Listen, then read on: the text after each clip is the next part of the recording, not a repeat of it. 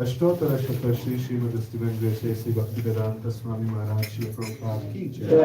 जय विष्णुपाद परमहंस परिव्राजकाचार्य अष्टोत्तर शत श्री श्रीमद भक्ति सिद्धांत सरस्वती ठाकुर महाराज श्री प्रभुपाद की जय। अनंत कोटि वैष्णव वृंद की जय। नाम हरिदास ठाकुर की जय। प्रेम से कहो श्री कृष्ण चैतन्य प्रभु नित्यानंद श्री अद्वैत गदाधर श्रीवासादि गौर भक्त वृंद की जय। श्री राधा कृष्ण गोप गोपीनाथ श्याम कुंड राधा कुंड गिरी गोवर्धन की जय। ब्रजभूमि वृंदावन धाम की जय। मायापुर नवद्वीप धाम की जय। पुरुषोत्तम क्षेत्र जगन्नाथपुरी धाम की जय। गंगामई की जय। यमुनामई की जय। भक्ति देवी की जय। तुलसी महारानी की जय। संवेद गौर भक्त वृंद की जय। All glories to assembled devotees. All glories to assembled devotees. All glories to assembled devotees. All glories to Sri Sri Guru and Gauranga. All glories to Srila Prabhupada. Jai Srila Prabhupada.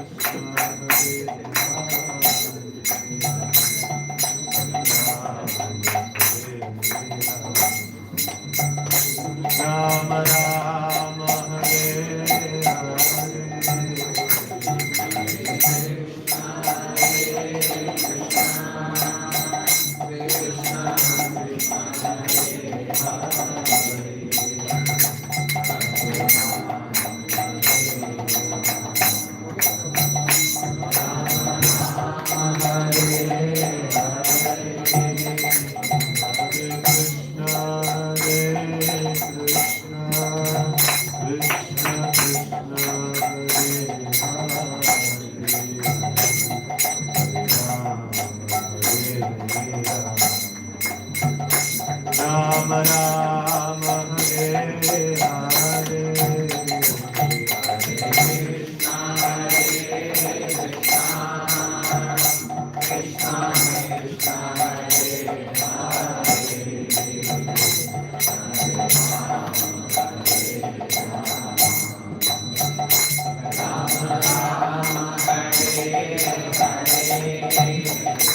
Hare Krishna, Hare Krishna, Krishna Krishna, Hare Hare, Hare Rama, Hare Rama, Rama Rama, Hare Hare.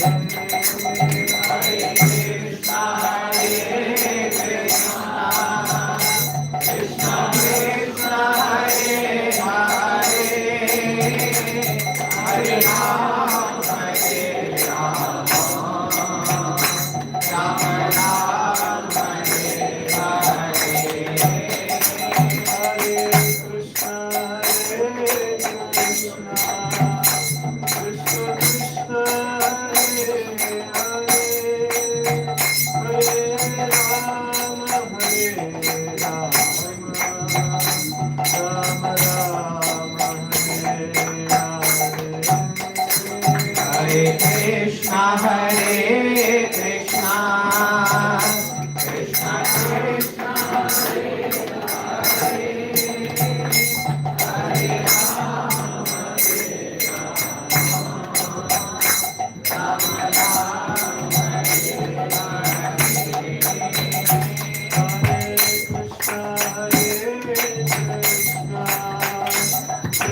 Krishna, Hare Hare Rama.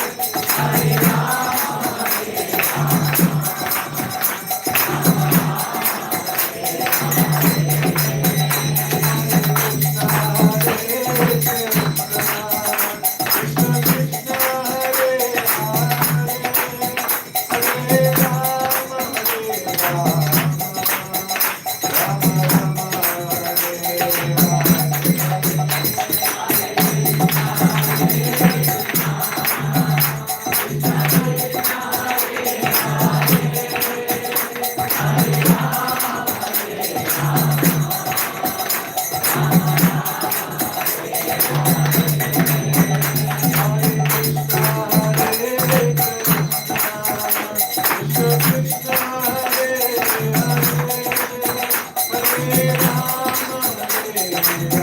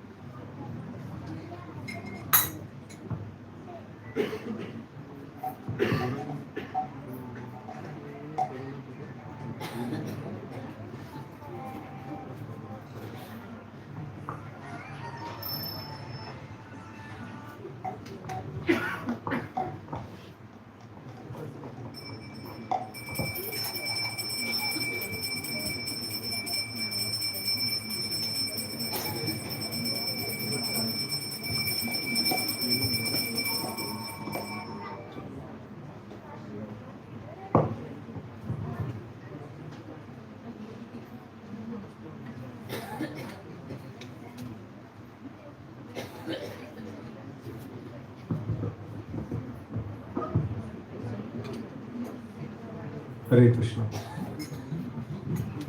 We will sing a Vaishnava bhajan titled Gauranga Karuna Karo Dina Hina Jano. To set the mood of humility in our hearts, and which will attract the Lord in our hearts, and then we can welcome the Lord in the center very nicely. Gauranga Karuna Karo Dina Hina Jane Musama Patita Prabhu Nahi Tribhuvane.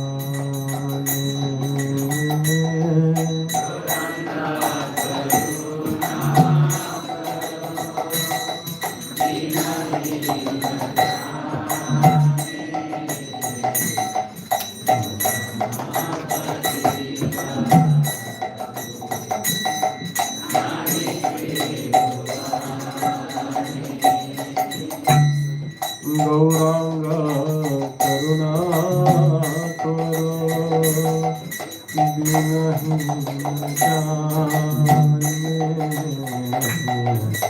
Musama Patita Prabhu Nahi Tribhuvane.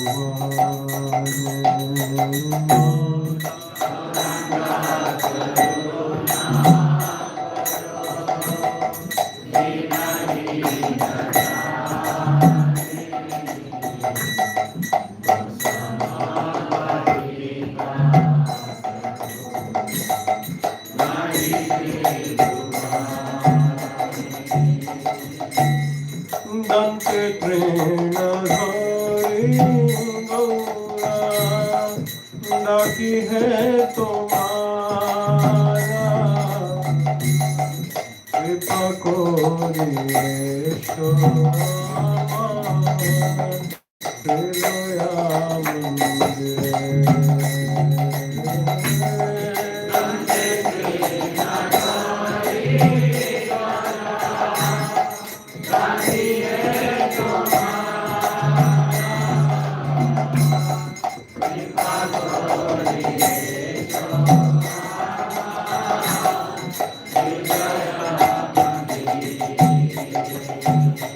Dante Trena Dhari Gaura Daki hai tumhara Kripa Koriesho Hridoya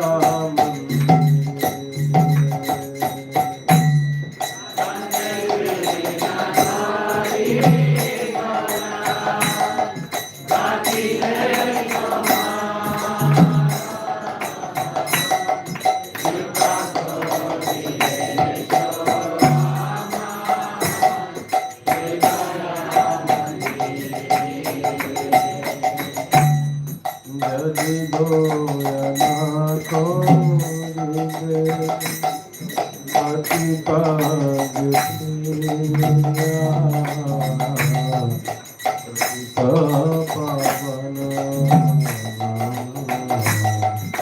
Ishaya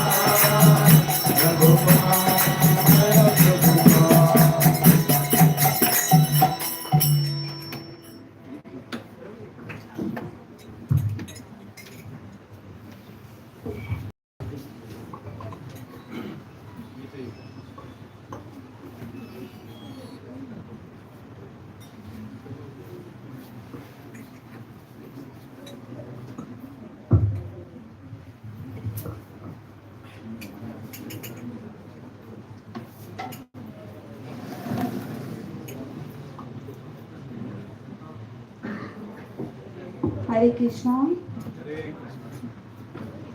Warm welcome to all the devotees for this auspicious occasion of inauguration of Kardaspura Bhakti Center. It's truly a day of celebration for all of us being devotee of Krishna. I would like to extend my hearty thanks to each and every one of you for your unwavering support and for being here today, be a part of this momentous event. I thank you all, and it's because of your love and devotion that this center has come in reality, which was in imagination. I am grateful to you for all your continuous support. This Kardaspura Bhakti Center is a place where we can come together to celebrate the teaching of Shri Krishna and deepen our spiritual practice. It's a place of love, peace and devotion where we can sing the praises of the Lord and offer our heart in devotion to Lord. I hope this center will serve as a beacon in the entire community, and each and everyone can start their bhakti in this Kardaspur center and they apply in their lives. And I hope that this center will become a place where all of us can come together and support each of us in our spiritual journey.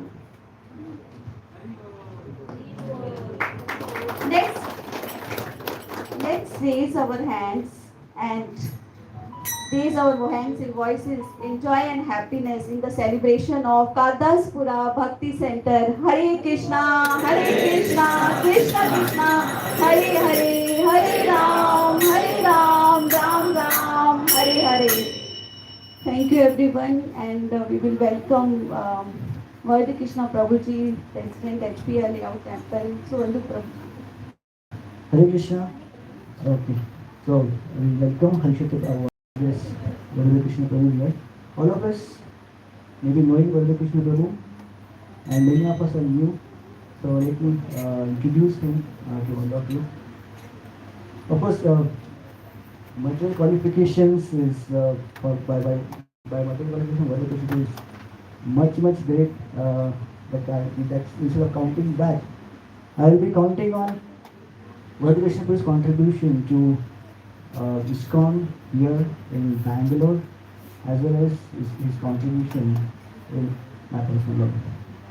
So, of course, Vladimir Krishna is one of the presidents, one of the initial presidents in Bangalore, and he is the person behind building and making the temple, making the one of the most successful temple in Bangalore, which is in ISKCON, in the HBR of ISKCON, in the name of Shri Gandharva Giridhari and Lakshmi Narasimha. It's a beautiful temple with lots of festival and lots of activity and lots of enthusiasm. You can see with personality of Vardha Krishna Prabhu. You never see Vardha Krishna Prabhu standing still and relaxing. He will be always into. Can we move on to the next item, please? It's getting a little boring. No, I should do this. Okay, Vardha Krishna Prabhu is the personality who will be always pushing for something doing great, extra. Even if we go and ask. You're talking about somebody else. No, Prabhu, Not me. you, because of you we are here. I want to meet that guy whom you're talking about. No, Prabhu. Prabhuji, table चाहिए प्रभु रखने का. Look like me. whenever I go and tell Prabhuji, I have done this, Prabhuji, ISKCON कब्जा पूरा बन गया है, एकदम. Prabhuji says, बस, ISKCON.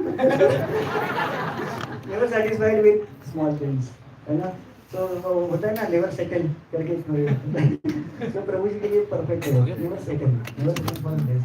Always ask for more, always do more.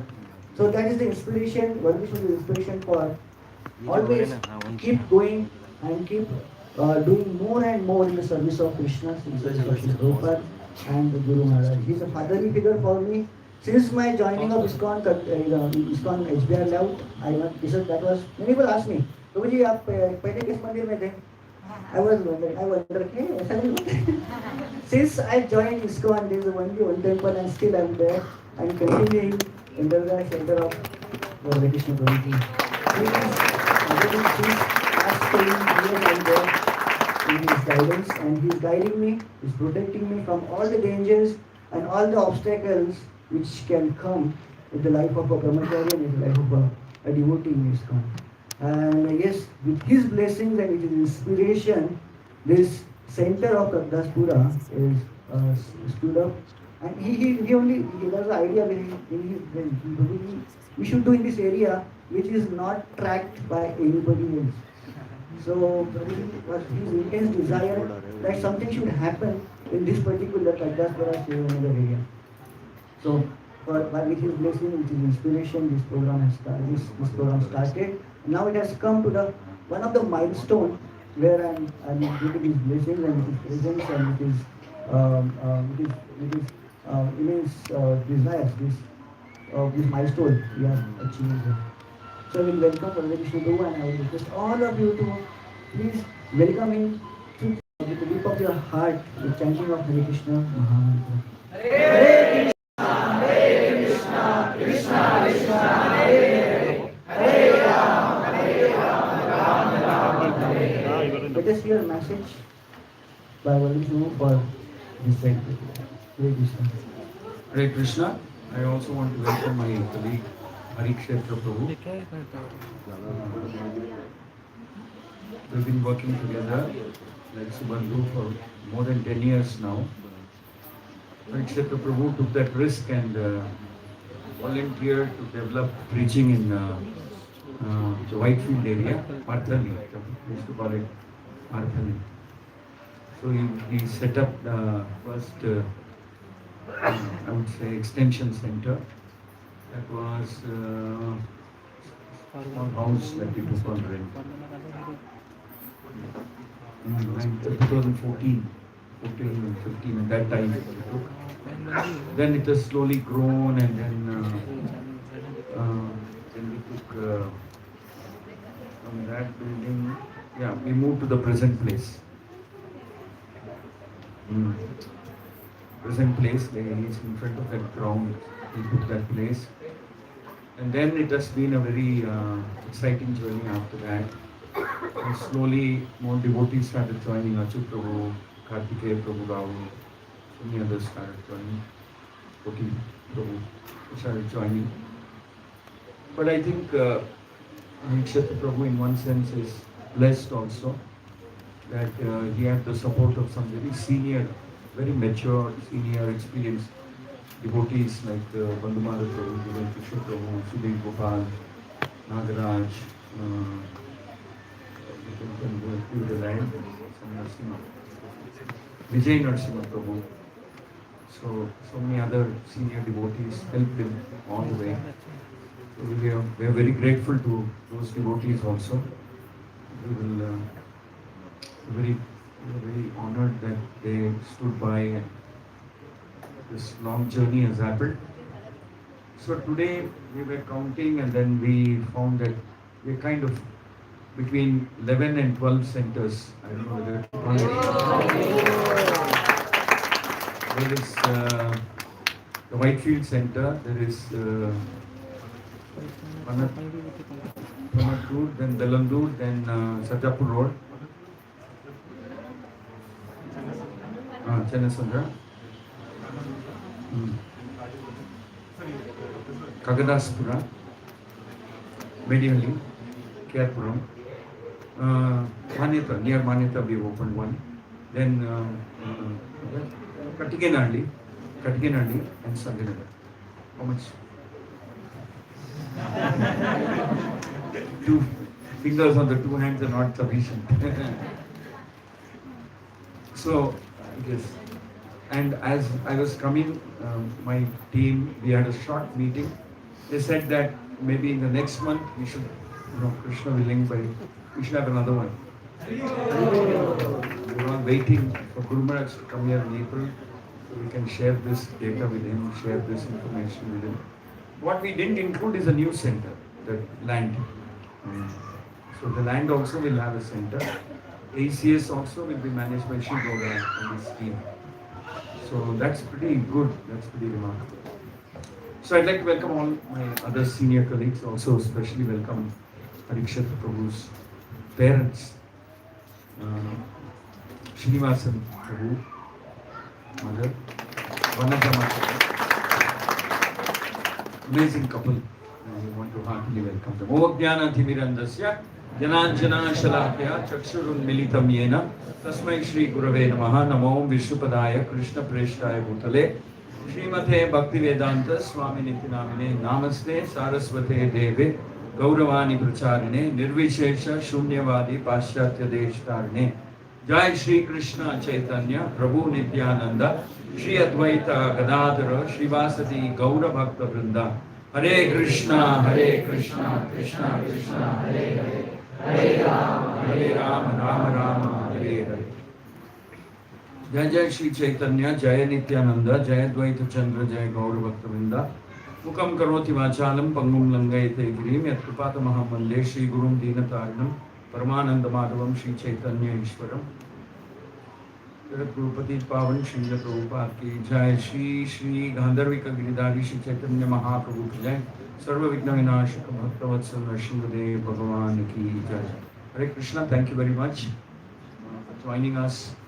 Today is 14th February 2023.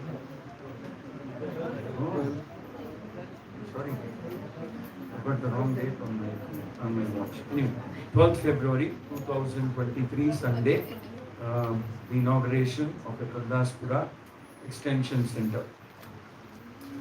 Actually, when His Holiness Jayapataka Maharaj first mentioned in our temple that he began by saying that Bangalore is full of pious and intelligent people. He said that. He gave a reasoning. He said they're all pious because a lot of culture is there. Famous temples are here. The Udupi Krishna temple, Khan temple, the big one. Like that, there's so much culture here. Then the Melkote temple, and like that, so many temples are there. Narasimha temple. And then he also said very intelligent people are here, because by that he was referring to how Bangalore has started attracting the very young, intelligent, very, what shall we say, dynamic, um, the engineer class of people from all over the country here, Bangalore. We have people from Andhra, from Tamil Nadu, from Kerala, from Maharashtra, from Bihar, from Bengal, from everywhere here. And typically ISKCON has been, I don't know for what reason, I still can't figure that out. We are more successful in teaching and converting engineers into devotees than people from any other profession. I really no idea why. What happens in their mind when they're not engineers, I can't figure that out. Very less success with chartered accountants or lawyers or doctors or some.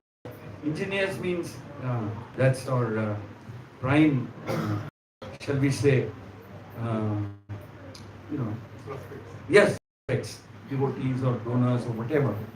And then from my experience as a fundraiser, I have found that people from, of course, practically everybody gives, but the people from the Andhra, Telangana origin are a little more prospect when it comes to fundraising. Somehow, when we used to do fundraising for the big temple in Rajajinagar, we knew that if we walk into some office and it turns out to be a Telugu person, the chances are that you will walk out with a check. Very high chances. You will walk out with a check. So, somehow they have that inclination. Not that others don't have. Nowadays, everybody is right to become a devotee. Everybody is empowered to make the choice and become a devotee. There was a time when it was restricted to Brahminical class of people, Brahmanas and this and that. But Lord Chaitanya Mahaprabhu tried all barriers. He said that practically everybody has a equal right. Through equal rights amendment he passed. So he kind of amended everything and said anybody can become, not by saying anybody can become a devotee, he's actually implying that everybody should become a devotee. Lord Chaitanya's mood is always everybody should become a devotee. And so he disregarded what is their starting point of their spiritual journey. It hardly matters where we begin from, what kind of background we are from, family or caste or culture or whatever, it doesn't matter. Everybody who can become and should become a devotee. So Chaitanya Mahaprabhu was he was saying that when he instructed Nityananda and Haridas Thakura to go door to door, knock their doors and make people devotees, that was a very universal, inclusive statement. We keep hearing these words, inclusive, equal rights, like that. So Lord Chaitanya Mahaprabhu used that way back, 500 years back. This was a very inclusive movement even then. He didn't tell Nityananda, go only to the Brahmanas, caste Brahmanas, or this or that. He said, don't leave anybody. That was his message. His message was, don't leave anybody. Get everybody to chant Hare Krishna. Get everybody to become devotees. So, what are we talking about? Sometimes people accuse the so-called Hindu religion saying very casteist, etc., etc. But I would think that most of that is misunderstood, or for some other reason, for political reason, it's played out like that. But that's not the mood of Lord Chaitanya. Lord Chaitanya said, practically everybody can and should become a devotee. That's the way he instructed. And then when Lord Nityananda and Haridas Thakura went back to Lord Chaitanya and told him a few years later that by your instruction is not just an instruction, it actually empowers us. It empowered us, and today we are happy to report to you that yes, exactly what you said has happened. Everybody has now accepted the Yuga Dharma of chanting Hare Krishna mantra, and practically everybody is chanting Hare Krishna mantra. So this thing about making a city Krishna conscious or making a province Krishna conscious is also there during Lord Chaitanya's time. He said the entire Gauda Desha, make everybody devotees. Lord Nityananda did that for Lord Chaitanya. So probably in the same mood, His Holiness Japataka Maharaj said Bangalore should become the first Krishna conscious city in the world. So, and ever since he said that, I remember me and Hari Kshetra and a few others, we would always sit and discuss exactly what does it mean? How are we going to do it? What does it mean? And does he, I mean, does he actually, so we were confused. But thankfully, he said, let's just go about and keep that in the mind and then see what kind of changes will happen here. So ever since he said that, maybe he said that about 4 years back or something. We have a recording of that. I can't remember the date and year. I guess it was 4, maybe 5 years. He said that. Yeah, it was before COVID, so that means easily more than 4 years back. He said that. I'm just saying that so many amazing changes have started happening. Not just Narsinga Giridhari Mandir, even Sheshatripuram temple has, I think, 5 or 6 extension centers. Together, we probably crossed 20. And when Harikshetra went and told Guru Maharaj that we have more than 20, and he thought maybe this is before he gave that another instruction. Then Guru Maharaj said, yeah, you've got 80 more to go. I want you to have 100 centers in Bangalore. You've got 80 more to go. So, since he said that, some more centers have manifested. Out of the blue, Vikram Baldev Prabhu from Sanjay Nagar. Come in. Maybe you should make way there so they can come in easily.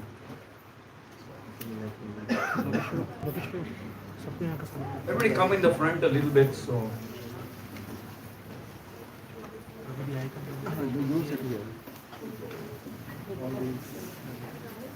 So then we had the Sanjay Nagar Center happening, then the Manyata Center happening, and we got the land in Whitefield.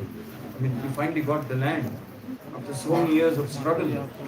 So there also he's saying he will have a temporary site office come small center. Because there are some flats and apartments in that area, in a 2-kilometer radius. I guess there are many people living in that area. Maybe they'll all start coming or whatever. And they can plan something like that. So many amazing changes have started happening. See, you have to understand one thing. This movement of Lord Chaitanya is not an ordinary movement. It's not an ordinary type of a movement. It's a very empowered movement. In the sense that it is a movement that is started directly by Krishna himself. You can't say that about the other major religions. Because it started by the Lord himself.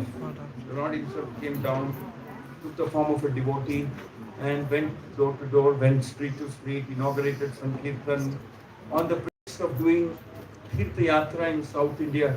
Actually, that was a pretext. But the real goal was to infuse or inject Sankirtan, the mode of Sankirtan among all the people of South India. Because South Indian devotees, South Indian Vaishnavas are a little bit ritual driven. More of ritual, more of temple worship, etc. So less of Sankirtan. So Lord Chaitanya came and injected or created a, I would say, a cocktail of the philosophical background and the scripture reading and that part, and then added Sankirtan into it. So it was externally on the pretext of searching for his brother or doing a pilgrimage or something like that. But the real reason is he wanted to inject Krishna consciousness into the people of South India. I mean, not just Krishna consciousness, I'm saying Sankirtan, the mood of Sankirtan. So this movement of Lord Chaitanya is actually very mystical. It's a very special movement. Anybody who volunteers to become a serious member of this movement, he will understand that very soon. This is probably the only movement again among where your sadhana, the daily sadhana that we do, very soon the component of preaching becomes part of your sadhana. I mean, it's not that the mood of selflessness becomes inculcated. See, otherwise, typically what happens is that we become engrossed with our own personal sadhana, chanting, personal this, personal that, my worship, my salagram, my abhishek, my prasadam, my family, and that's about it. We tend to become very closed. though we are devotees. But Chaitanya Mahaprabhu broke that barrier also in our heart. When we start chanting Hare Krishna mantra and reading the books written by acharyas who come in that parampara, even that closed family first, I mean, family first is always the right thing to do, but it doesn't become, our bhakti doesn't become limited by our own family, or we somehow we are bitten by the bug of wanting to expand. We are like that. That's because Lord Chaitanya wants his followers to be like that. But we don't see this happening historically.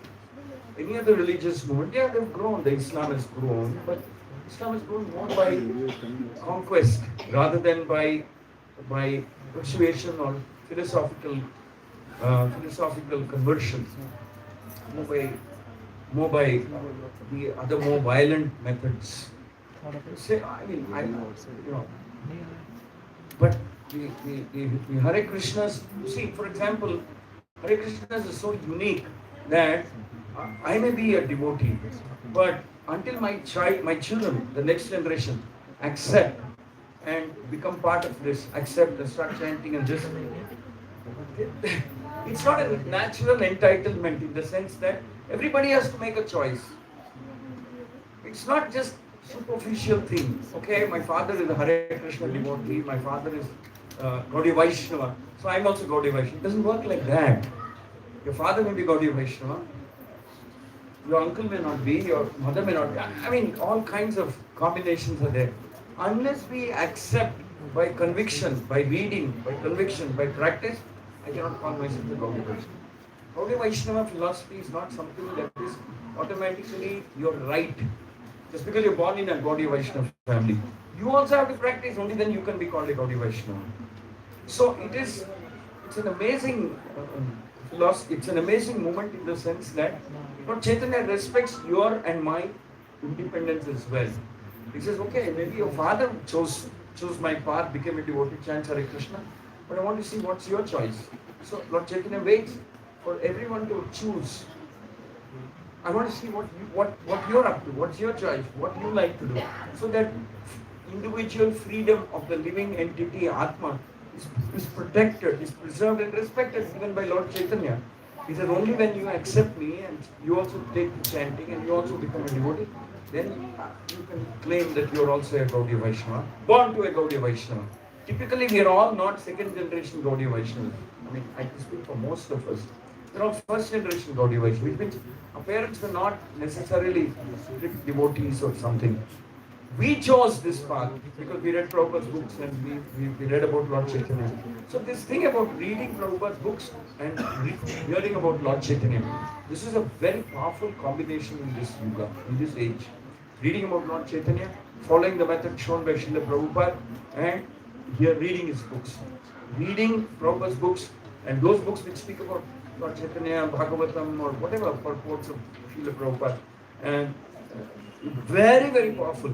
They are incredibly powerful. They bring about the kind of change that history has not seen before. In the history of this world, we have not seen how one book, how a set of books can bring about a revolution.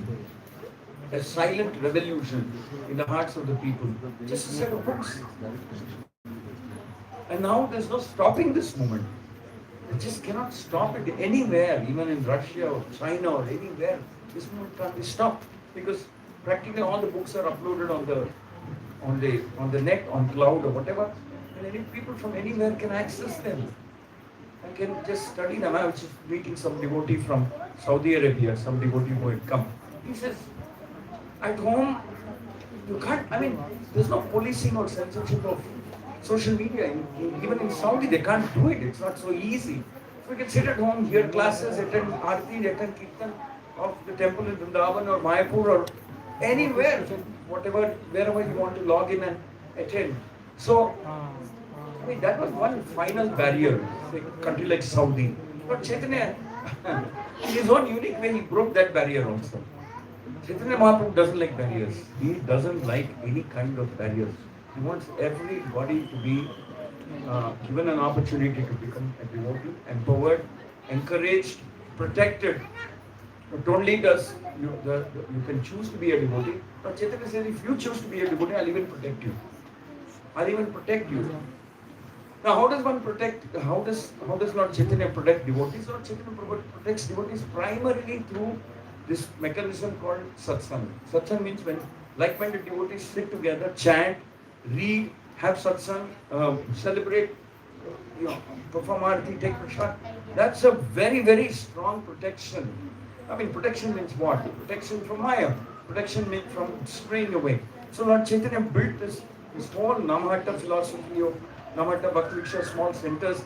It's all about protecting one another. So we can pursue, we can carry on being devotees. Being protected from our biggest enemy, which is Maya. What is Maya? Ultimately, Maya means wants to take you away from Krishna. Wants to convince you that this Sunday morning there are so many better things to do than go to the Kakadasapura Center inauguration. After all, that's how Maya works. There are millions of things that you can do rather than go there. No, Lord Chaitanya provides that. So the moment you become a devotee, somehow there's a hook there. Lord Chaitanya puts a hook into your heart or mind or something and keeps bringing you back here. He provides. So his first level of protection is through this medium, through this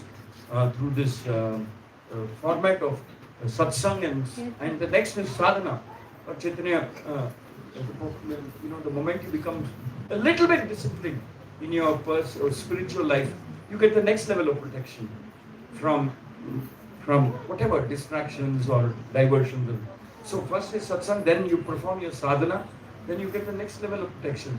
Then you become serious and then you approach a guru, and then that's even higher level of protection. That's because there's a guru who's praying for you constantly. And then even higher than that when you become a preacher. A preacher is somebody that the Lord Chaitanya provides so much complete protection. When you become a preacher, you become very dear to Lord Chaitanya. You become very dear to Krishna. You become very dear to the Guru Parampara. You become very dear to the scriptures. You become very dear to the Devatas. You become very dear to the Pitrus when you become a preacher. That is the final level of protection. Actually, that's not called protection. At that level, when you become a preacher, it's called empowerment. Empowerment means you become empowered. You become empowered so much so that, the Lord will start answering your prayers and you pray for others and they in turn get protected because Krishna says, oh, he is a preacher. I mean, ultimately, when does somebody get empowered? The person gets empowered when he stops being very selfish. In the sense that he starts worrying about others' spiritual life more than he worries about himself. When he's worrying about others' spiritual life, others' sadhana, others, how are they progressing? Are they progressing? Is there something I can do for them? When his heart is filled with anxieties and concern for others' spiritual life, that's when you begin to get empowered. But Chaitanya is waiting for that kind of a transformation to happen in everybody's life. In everybody's life. In everyone's life. That kind of a transformation. When you start thinking about others' spiritual life as well. Not just yours. That is the final step. That is called empowerment. You become empowered. You become a representative of Lord Chaitanya. And then it's very difficult to imagine to what extent Lord Chaitanya will go to protect such a devotee. In fact, when Lord Chaitanya wanted to come on a South Indian yatra, or even when he wanted to go to Vrindavan, he had this very empowered circle of devotees, associates, Ramananda Rai, Swarup Damodar, Sarvabhattacharya, Advaita Acharya, etc., Haridas Thakura, others. Very close, intimate circle. Lord Chaitanya would go to them and ask them, see, I want to go to South India. They would say, why, what happened? Are we not taking care of you nicely? Are you not happy with us like that? Lord Chaitanya would say, no, that's not the point. I have to go. Lord Chaitanya actually had to think of some valid reason to get permission from them. Lord Chaitanya, actually he wanted to come to South India because, like I said, he wanted to give everybody the opportunity to perform Sankirtan, which is the Yuga Dharma. And he wanted to actually mix the two things, the South Indian Vaishnava traditions with the tradition of Sankirtan. So he had to come up with a reason, a valid reason, and say, Because they would object, they would say, go now. Why didn't you go after Kartik? Why didn't you go after Chaturmas? Like that. And Lord Chaitanya, because he loved the devotees and these preachers so much, he simply had to accept. This is all right. We'll talk about this after Chaturmas. And after Chaturmas, Lord Chaitanya goes back to them and says, Chaturmas is over. Will you all give me permission to go? Because I want to go in South India, go to South India. He said, why? Well, I mean, he said, I want to go alone. Then Lord Chaitanya had to come up with the reason and say, actually, my elder brother, many years back, he left home and went away. I became a sannyasi and went away. It is said that he went to South India. So I promised my mother that when I grow up, I'll go to South India to look for him. Now they were caught. It's like a catch-22. They can't say no to Lord Chaitanya, nor can they say yes happily, because not having Lord Chaitanya's presence is very painful, very difficult for them. So Lord Chaitanya had to trap them like that, and finally they had to say, no, but Lord Chaitanya said going alone. Then they said, no, we can't, we don't like to see you go alone. How will you manage? What if something happens? What if you need some help, you need some assistance, something. Then finally they negotiate and agree. Lord Chaitanya, because he didn't want to offend them. It's a very sweet conversation that goes on between Lord Nityananda, Haridas Thakura, Sarvabhaumacharya and Lord Chaitanya. And finally they agree, he agrees saying, all right, you send an assistant with me. And thank you for giving me the permission to go to South India. So it's a very, very special relationship that Lord shared with his intimate devotees. And especially those who become preachers. So, one moment where you are invited to become a preacher, and I can tell you one thing, that there is more happiness in being a preacher, in talking to people about Krishna, convincing people about bhakti, asking them to chant, giving them some time, showing some love, care, trust, affection. There's more happiness in doing that than in any other activity in the world. In any other activity in the world. Actually, we've become very expert at making a mess of this material world. Very, very expert. We seem to be getting better and better at that with every passing day. We have no clue what kind of a society we are constructing. Recently, I went to a program, Premadatta Prabhu's house. Maybe 4 weeks back, I was doing a program. So I gave a class and I was telling them about Yoga Dharma, because there are many new people. I told them that chanting, what are the benefits of chanting, etc., etc. So then, towards the end of the class, I said, all right, so can we just summarize how many of you are chanting regularly? And many hands went up. And then I said, tell me what you feel about chanting. How has it helped you? How was chanting the Hare Krishna Mantra helped you, benefit you? So a lot of people raised their hands, and some different people said different things. And there was one little kid, maybe 7 or 8 year old kid, he had his hand up. Yeah, he had his hand up.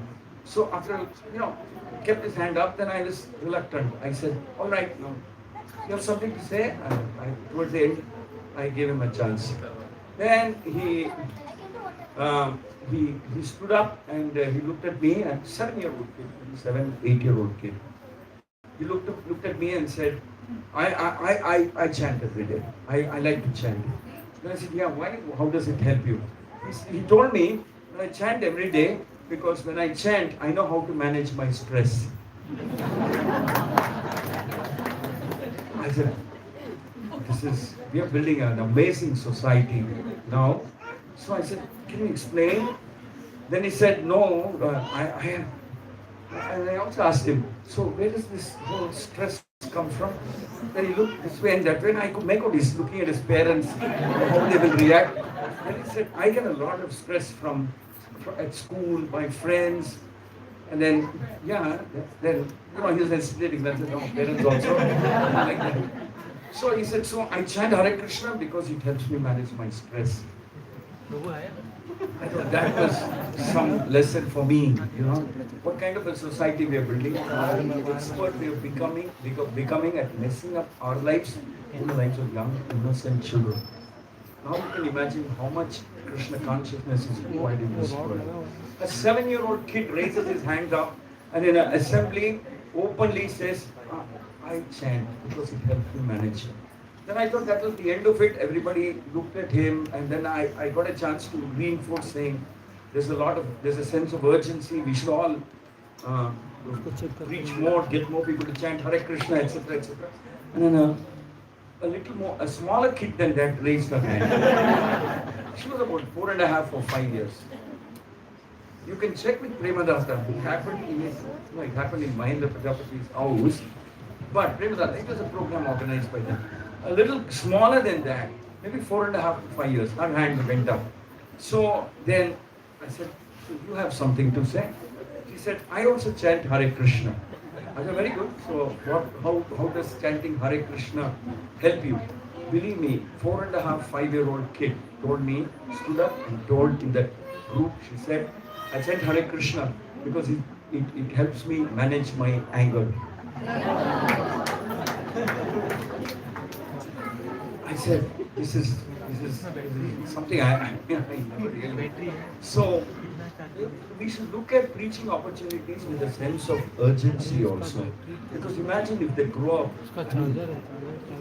You see, that's what I said. This is mystical. There is no Hare Krishna mantra can transform one's life, one's heart, There's nothing that the Hare Krishna mantra can't change. 5-year-old kid standing up and saying, I said, what do you do when you become angry?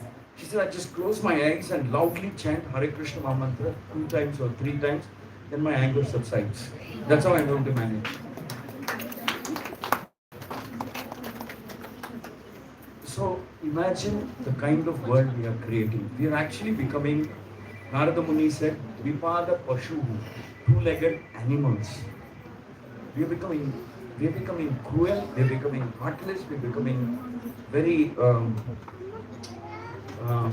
very careless, we are becoming very, we become crooks. I don't like, I hope you're all not offended, but a lot of things that we should not be doing, we are doing. And we are creating anxiety in children, anxiety in elderly people, and we are becoming animals because we just don't have any clue how to manage our anger, envy, jealousy, lust, greed, anything. We're like little miniature versions of Duryodanas and Shakunis and like that, you could say. Because that was the problem that Duryodhana had. He was so envious of the Pandavas that, he even said that I don't care if I have the kingdom or not, but for me it's more important that the Pandavas don't have anything. That's the kind of value system he had. And we're not too far behind. Maybe we won't say that. Like Duryodhana openly, shamelessly declared that is what he was. Maybe we don't say that. But we're not too far behind.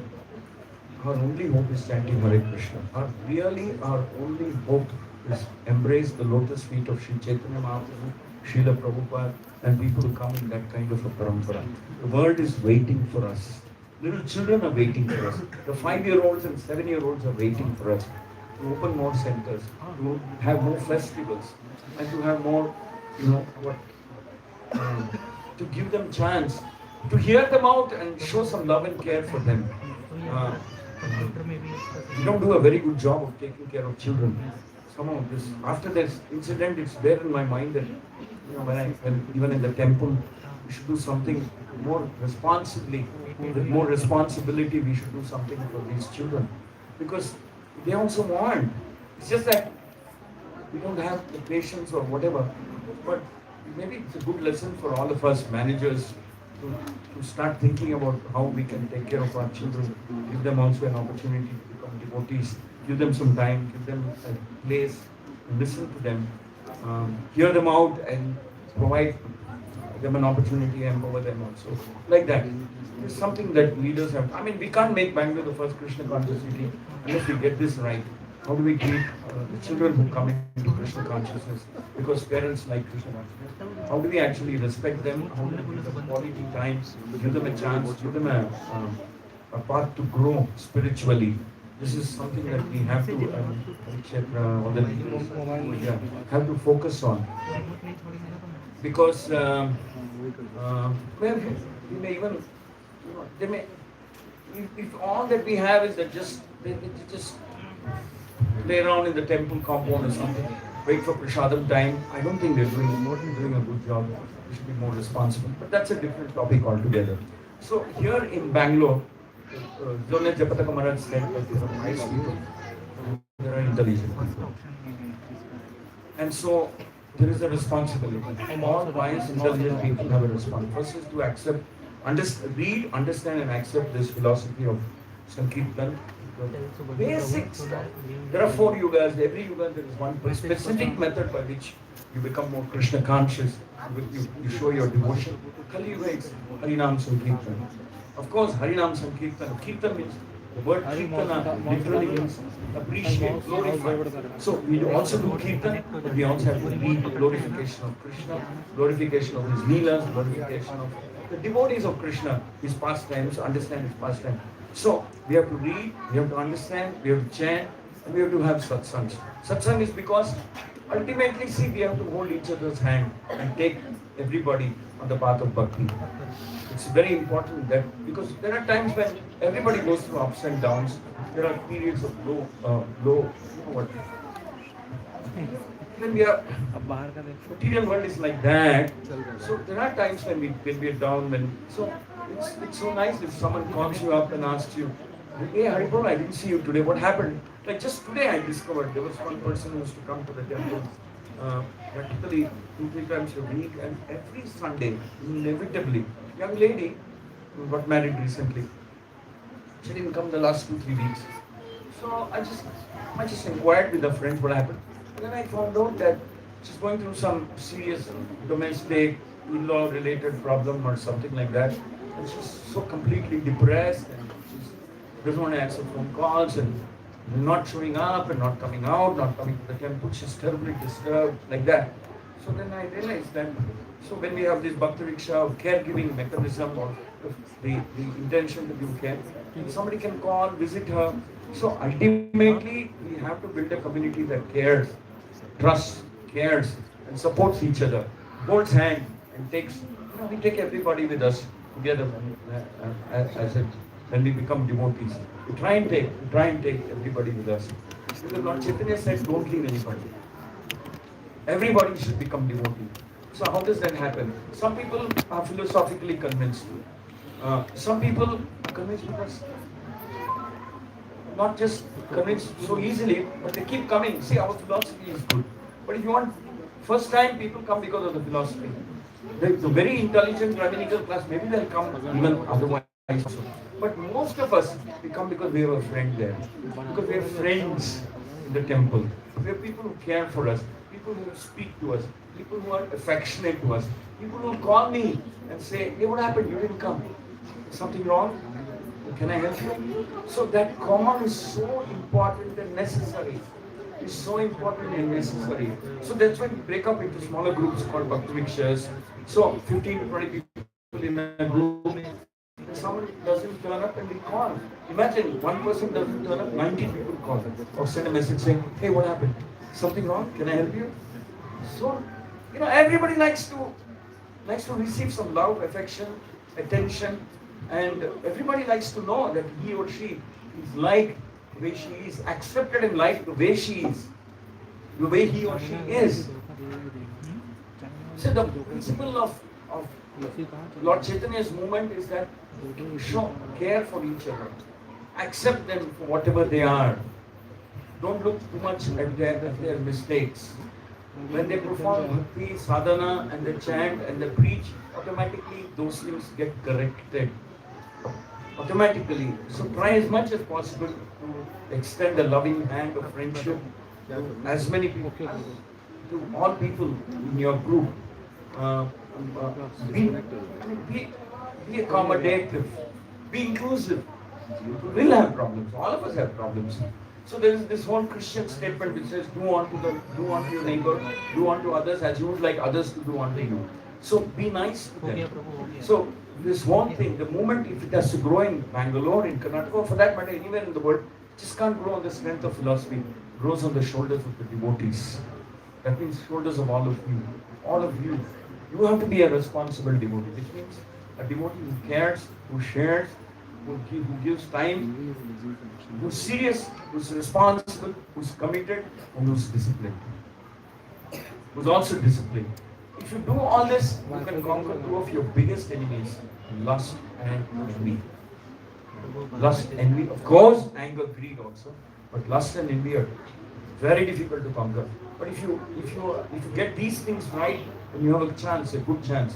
So if you're showing love and care for people, so actually the antidote for envy is to show appreciation. If you show appreciation, you're inclusive, you're accepting everybody. I think people have to come in. There are more outside. People at the back, if you all come in, maybe here the Prabhus have to move in a little in front.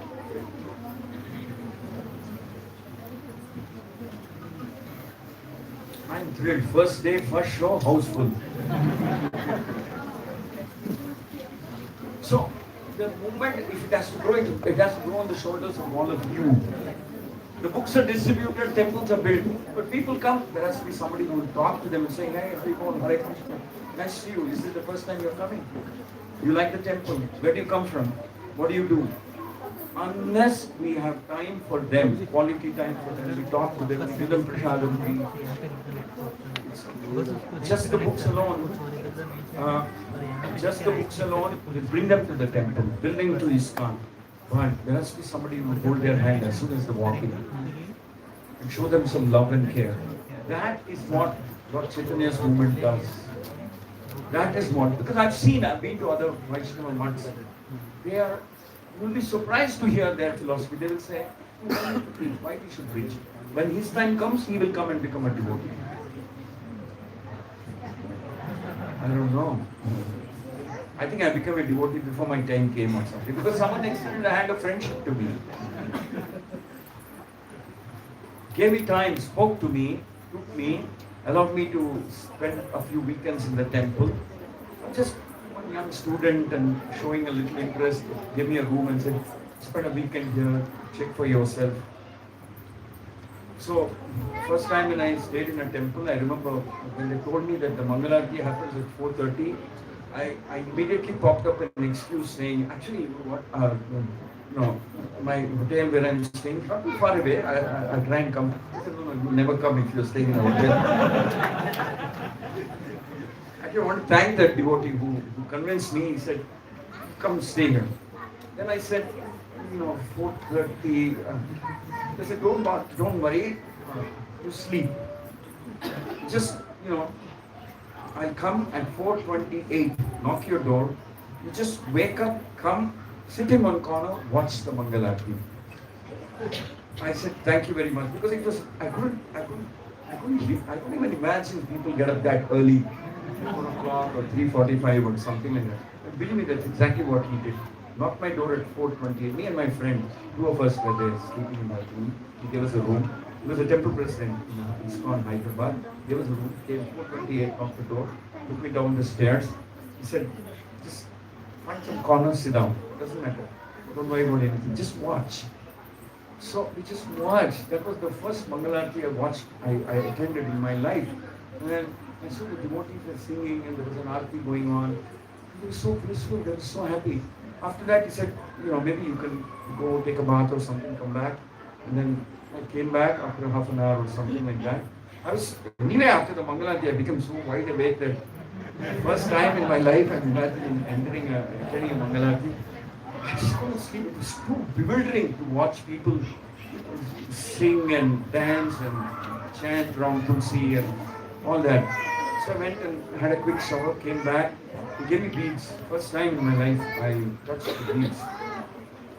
And said, you either sit or you walk up and down, or he taught me how to chant. And the first time in my life I touched beads. The point I'm making is that, see, he had time for me. He gave me some time. He spoke to me. Otherwise, I don't know where I would have been at this point in time. So he gave me that time. And that colleague of mine, he also became a devotee. Actually, We were accidental walk-ins into the temple. Accidental. This just wasn't our mind. This wasn't there in our mind to go to a temple and stuff like that. We were students, we were doing some project and walking on the street and we saw the board saying Hare Krishna Mandir. Something little fascinating. What out of fascination? I said, I remember having gone there as a kid or whatever. And I said, why don't you just go? My friend said, come on, yeah. I know about them. These white-skinned people, what we can learn from them about bhakti, like that. He said something, and we had an argument there, me and him. I'm saying, let's just go in. And can you believe it? It so happened, the first time we walked into a temple, coincidentally, was a Sunday evening. So finally, I convinced him, saying, let's just go and get out. Let's see what get out. So we walked in, and it turned out that, like I'm sitting here, there was somebody sitting and giving a class. As soon as I walked in, he gestured to us saying, come, sit down. We were trapped, We couldn't go. He said, come, sit down. Two young boys, college going students coming in. And so he said, and they made us sit right in front of me. He was giving this class, and after the class, he was just hanging around, and then he said, sit down. In the same temple wall, they laid out mats, and then they served shadam, and we had shadam. And after that, he spoke to me, he said, sit down, like that. He gave me time, because he had time for me, because this is Lord Chaitanya's mood. That's how it works. We have to show time, we have to show patience, we have to show care, love, affection. The philosophy is what brings them. Friendship is what retains them. And loving hand is what retains them. And then so many other things. See, you bring that gentleman in, give him the beads, hang on to him till some time, till he comes. I would think the threshold is 4 rounds. This is my guess out of experience of being in that moment for so many years. The moment people cross 4 rounds, regularly chanting 4 rounds, and then he's coming regularly and chanting 4 rounds, then he's crossed the barrier of faith. If he's chanting 4 rounds regularly and coming to the temple, then it's kind of, there's a pretty good chance that he will continue to make progress spiritually. Till such time, they need all the love, care, attention that you can give them. Till such time. But not that we abandon him after that. That's not what I'm saying. Then we have hope. Then, okay, he's crossed through the first barrier, like that. So this is how devotees are made, one at a time. Devotees are always made one at a time. We have to give them time. So we have 20 centers, means from 20 centers, people may walk in, and at 20 places in this city, we are trying to give time to people who walk in and ask people to come. Just driving by, we lost our way, we went around a few times. So many flats in this place. I would think lakhs and lakhs of people, and probably many of them are IT background people.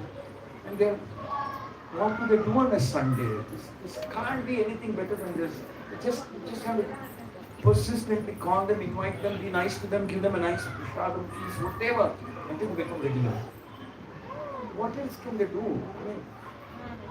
You become tired of everything else. The movies, the malls, the this, the IPL, the cricket, or whatever.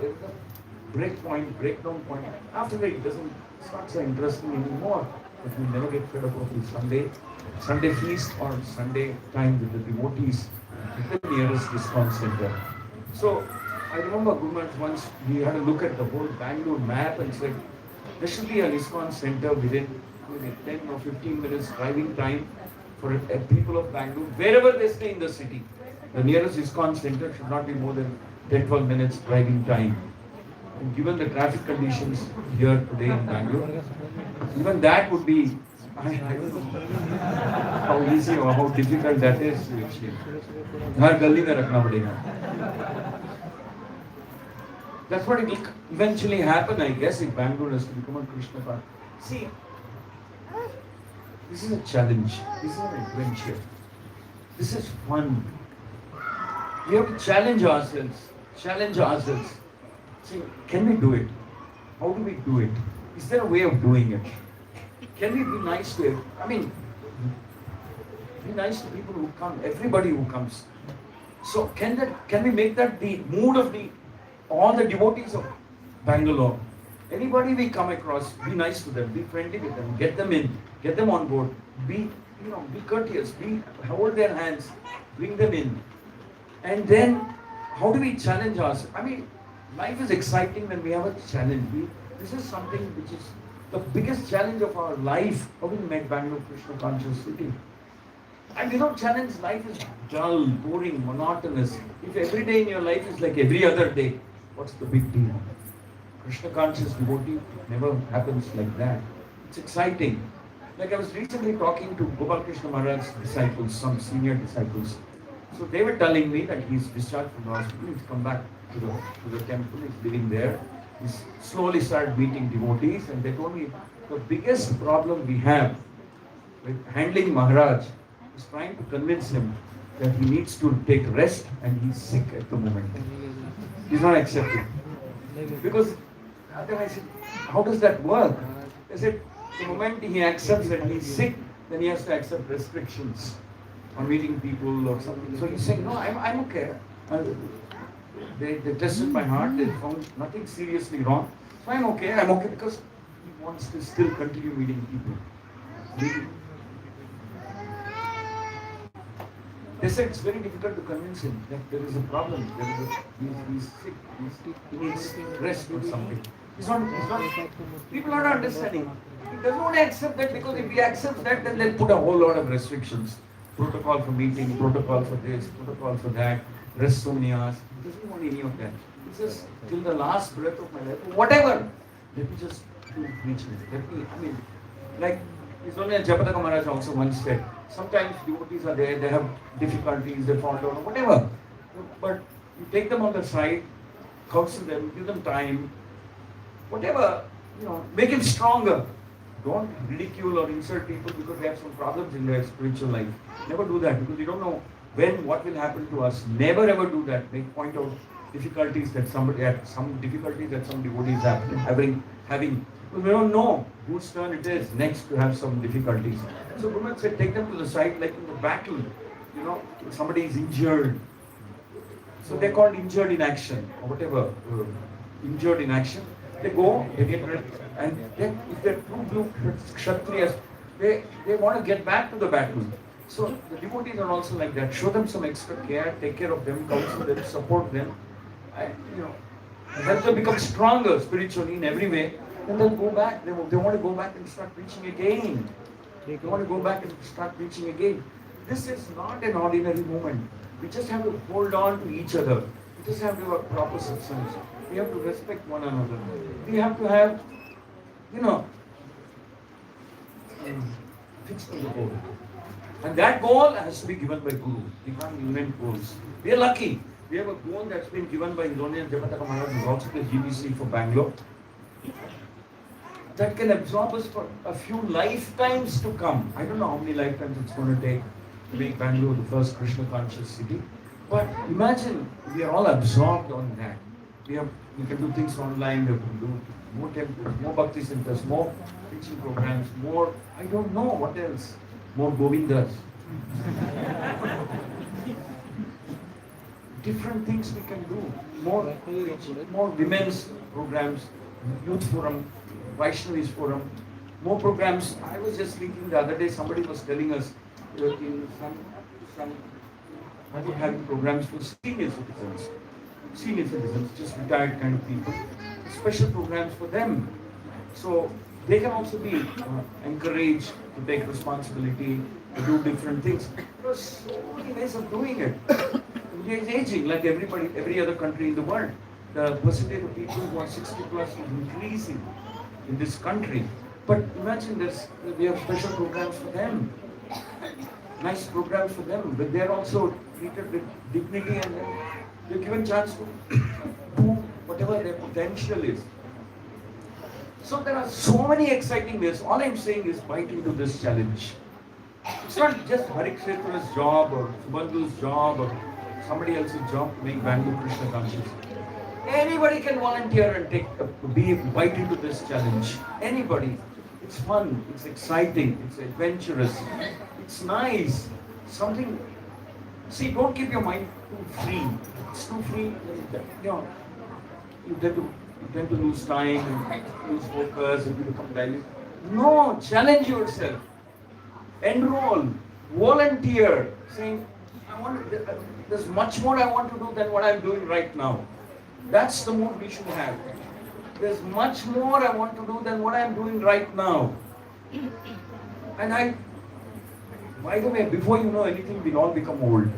Sometimes, His Holiness Jabata Maharaj told me once, he said, see, in ISKCON, because we tend to have busy lives, you know, the morning sadhana, this and that, prasadam, before we know anything, we wake up at 3:45, before we know anything, it's 10 o'clock. Because it's kind of back-to-back packed. There's a chanting, there's this, there's that, and then Bhagavatam class, and then Guru Puja, and then prasadam. It's, before we know anything, it's 10 o'clock.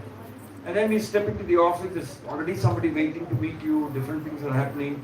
Before we know anything, it's 6 or 7 or whatever in the evening. You got said time flies, you know. Sometimes I look back and say, was I a devotee for 30 years? I mean, how did this 30 years go? Where did they go? I don't even know that 30 long years actually. 30 years is a long time. How did it happen? Where did it all go? To me, it doesn't appear like that. It appears like a few years, maybe 3-4 years, 5-6 years is what I've. But it's just 30 long years, just it will happen to all of you. So do something nice, do something, challenge yourself, do something nice. Hare Krishna, Hare Krishna, Krishna Krishna, Hare Hare. So the next time a 5-year-old or a 7-year-old puts their hands up, they should say that, what? Yes, I chant, at least in the city of Bangalore they should say, I chant because I love it. I like chanting. Because I like chanting. I chant. Not because I am stressed out and I have anger problems. So we have a responsibility to create a better world also. You can't create a better world without accepting Krishna consciousness. It's hoax. It's fraud. If someone is trying to tell you that we can create a better world without Krishna, it's not possible. It's Krishna who brings peace, happiness, stability, protection. Krishna was there in Vrindavan. Everybody was so happy, blissful. The peacocks, the cows, the calves, the bees, the flowers, the fruits. The water in the Yamuna was tasting like nectar. Because Krishna was there. So if we bring Krishna into the center of this city, by having so many centers, actually, eventually every house should become a preaching, what do you say, front-end kind of thing. A visit to anybody's house should purify them and inspire them spiritually. Should inspire them spiritually. There's so much all of you can do. Hare Krishna.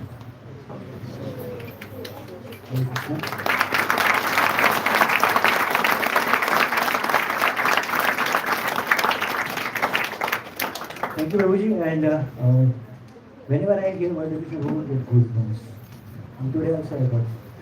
The day when I heard first time, when I was in the Devarayana Yatra, and before I joined his speech to encourage everybody for adventure, the same speech, same goosebumps, same feelings I got today. So I hope all of you are got it. Really, Haribo! Okay. I believe there are some questions. Can you take? Yeah. If there are some questions, please raise your hand.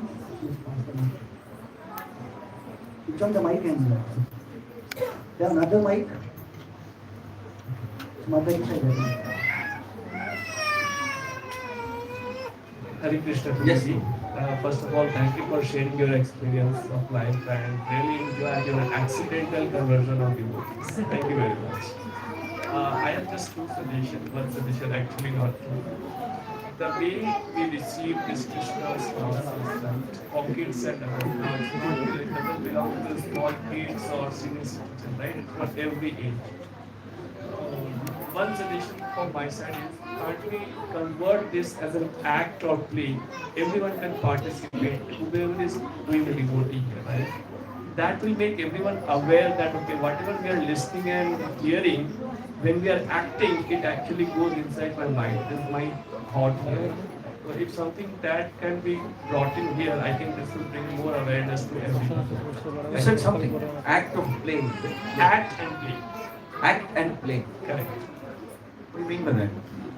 It's like Mahabharata, Mana, they act something like on the drama. Skits. Yeah. Oh, okay. You wanted that it's enacted by way of short skits or dramas or something like that. If you have some previous experience in doing that, you're most welcome. I'm sure a lot of people will volunteer to even during Prabhupada's time, they had a theatre. Prabhupada used to sit and watch dramas being performed, Krishnadev, different things, Maya, this, that, many things. Lord Chaitanya's lifetime, dramas on Lord Chaitanya's lifetime. Prabhupada used to watch. We cheer them, clap, and enjoy. So, we can do that. Lord Chaitanya's time also, Lord Chaitanya and Nityananda, they would do drama, they would play. Lord Nityananda would play the role of Lakshmana and Lord Chaitanya would play the role of Rama, like that.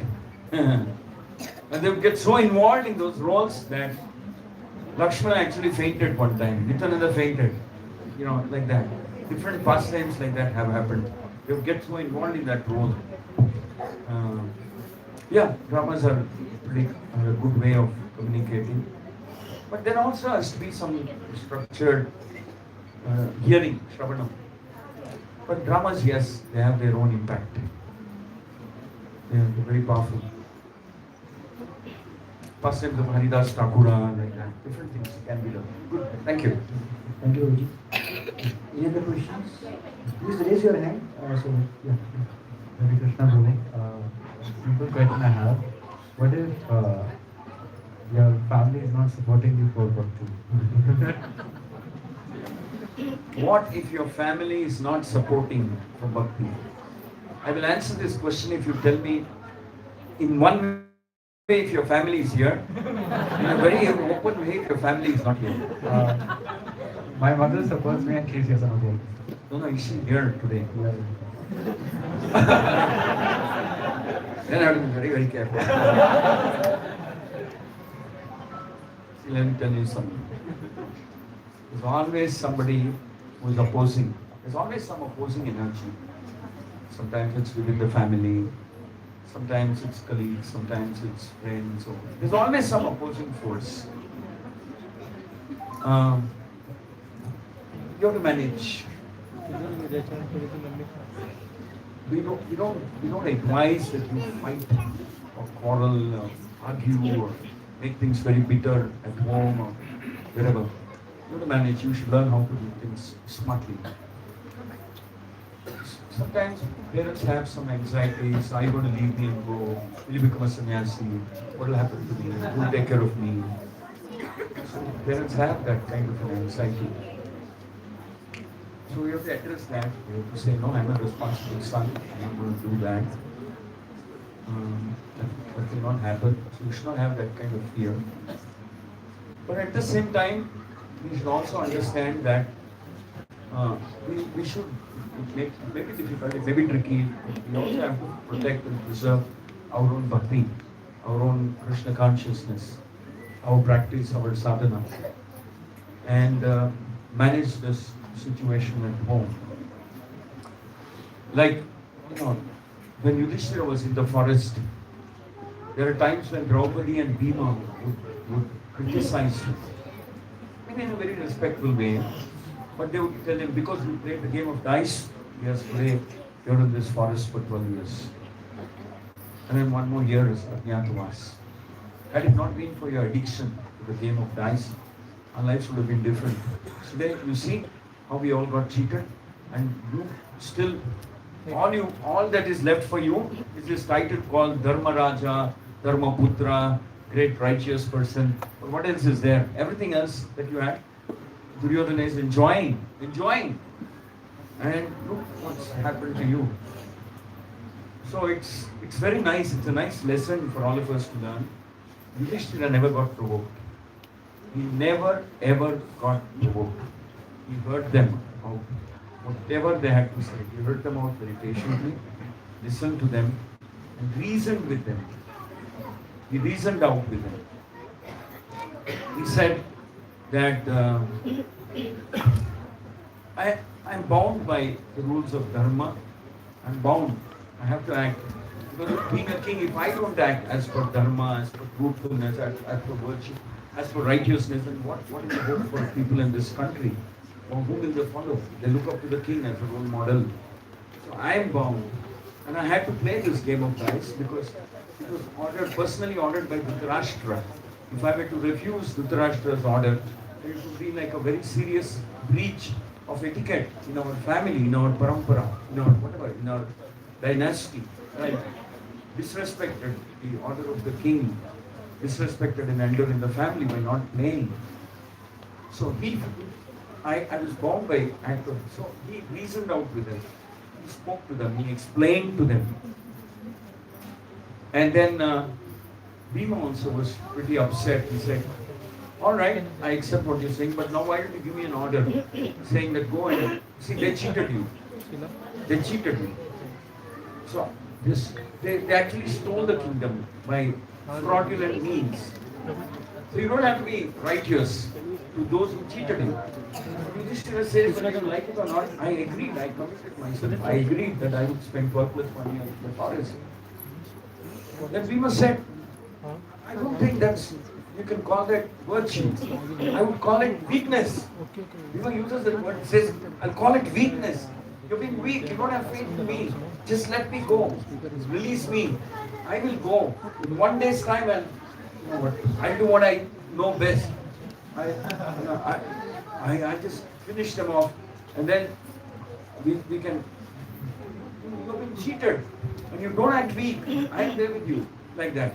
Yudhishthira would have none of it. Yudhishthira said, no, I can't be. I've given a word, and I have to live up to that word. So, and then the interesting thing is, when Krishna comes there, Krishna supports Yudhishthira. Krishna actually supports, and all the great sages who come by, whether it's Maitreya or Markandeya or anybody, they would always support Krishna and say, yes, you're right.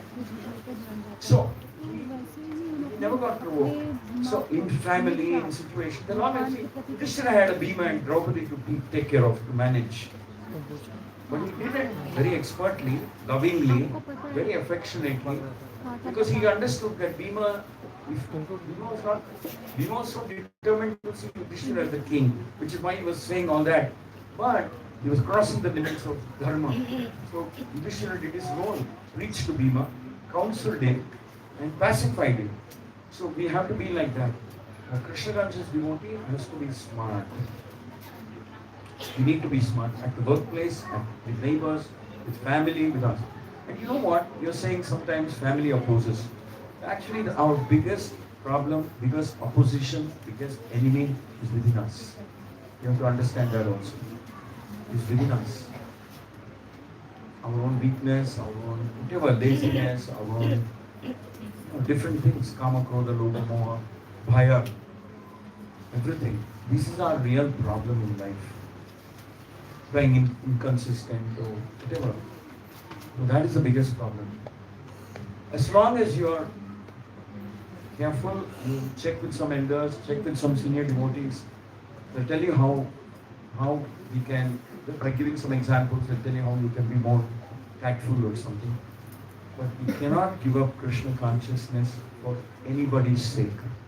Ultimately, when the push comes to shove, like they say in English, you need to take a call, saying, I'm not interfering in your choice. You are going to Sai Baba temple or this temple. You please God. I'm not going to disturb you. You don't disturb me. We have to assert ourselves. But that's the last thing we do. You can't let anybody, anything come in between you and your guru. When you get really cornered, then you can assert yourself and say, you do whatever you like. You have a separate altar, separate kitchen, separate vessels. But I'm not going to eat. I'm not going to touch on you. I'm not going to eat. I'm not going to do this. Now you decide what you want to do. Give it back to them. Decide. You want to have a happy, whatever, family in the or not. You decide. But I don't expect me to compromise with Krishna consciousness even 1 millimeter or whatever, 1 inch or something. Krishna will find a way for you. Like he found a way for Yudhishthira. Like he found a way. Every time there would be a family problem, Krishna found a way. Arjuna fell in love with Subhadra. But Subhadra was due to marry Duryodhana. Because that was a promise made by Balaram. Krishna found a way. Krishna found a way. So finally he made Balaram come down and say, Baba, just get them married now.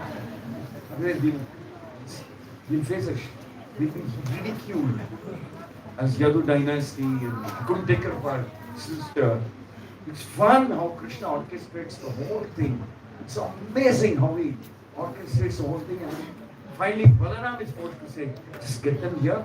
Don't threaten Arjuna. Be nice. Because initially when he comes to know that Arjuna has run away with Subhadra, the first statement he says, bring him here, capture him, punish him, you know what, do this to him, do that to him, everything.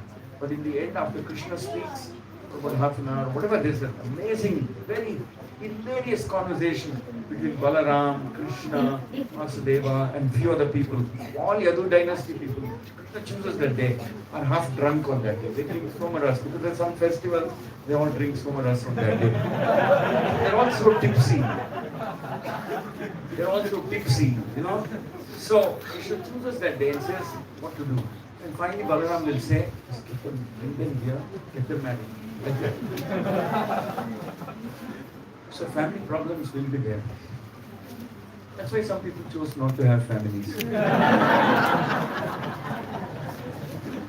I'm not suggesting anything to anybody. Correct. Thank you. Adventure starts from here. Okay, any other questions you have?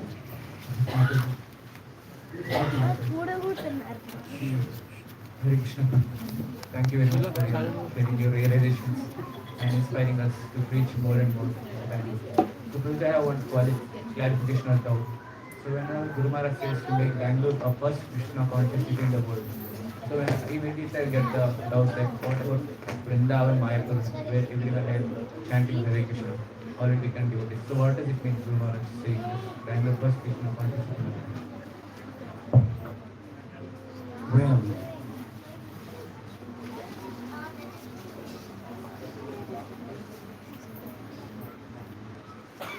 you see, Vrindavan, Ayodhya, Mayapur, they are dhams. They are very different existence they have. They come from the spiritual world. We don't treat them, or we don't refer to them the same manner in which we refer to others. So when Kumar said, make Bangalore the first Krishna conscious city of the world, obviously it's pretty clear that he is referring to cities like Bangalore, Ahmedabad, Bombay, Calcutta, Washington, Tokyo, you know, like that. Cities of that, not dhams. Puri Jagannath. Puri Jagannath, he said in the scriptures that everybody is liberated soul who's living there. Ayodhya also, everybody is kind of liberated souls who are living there. So, we don't, that's a different category. They are holy dhams. But this is different. This is in Maya's kingdom. Maya's kingdom. So, Bangalore is different. It's not like a dham.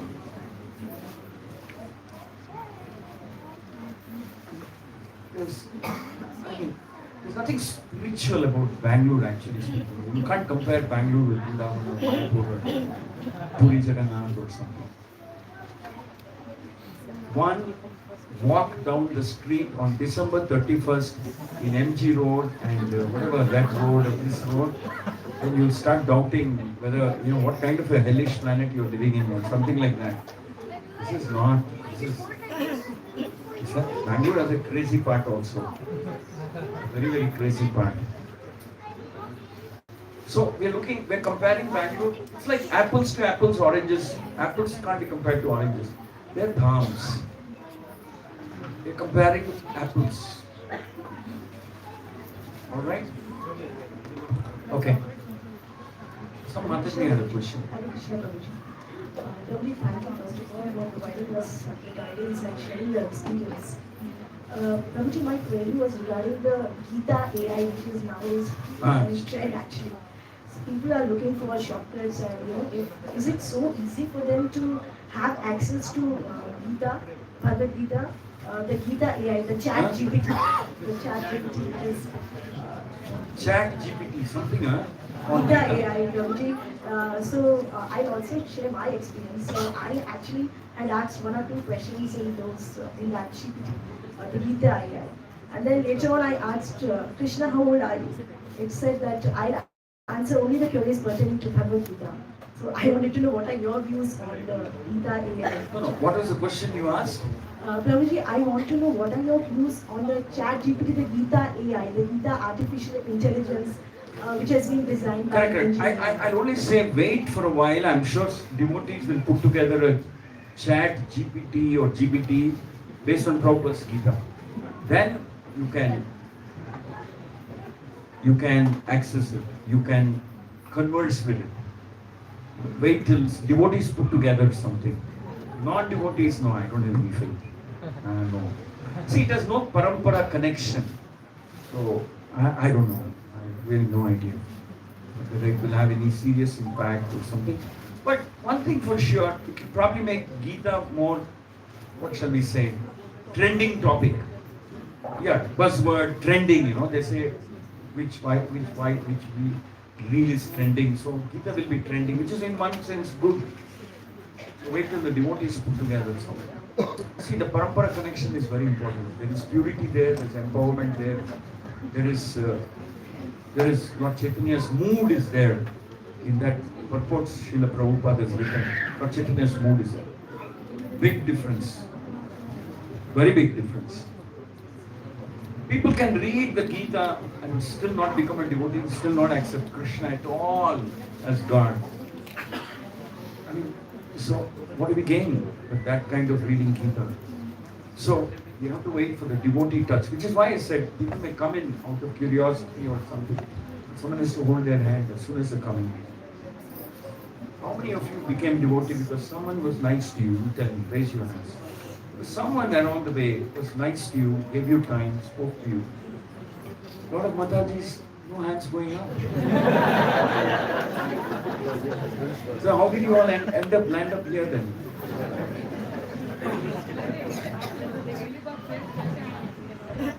Don't tell me all you're faithfully following your husbands wherever they take you. I don't believe that.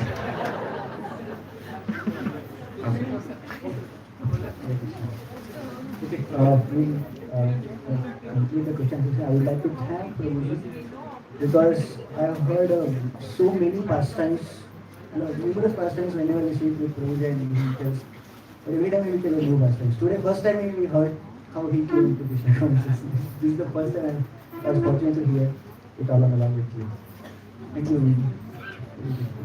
So we thank Prabhuji with love chanting of Hare Krishna Mantra. Hare Krishna, Krishna Krishna, Hare Hare, Hare Rama, Rama Rama, Hare Hare.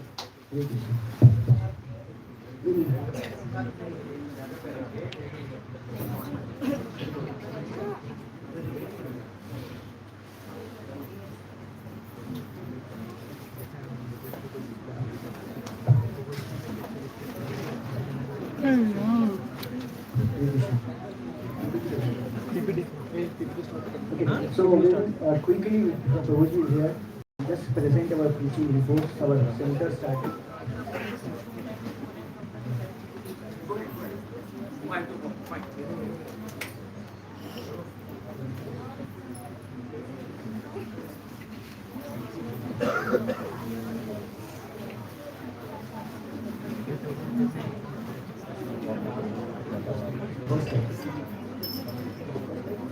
First slide.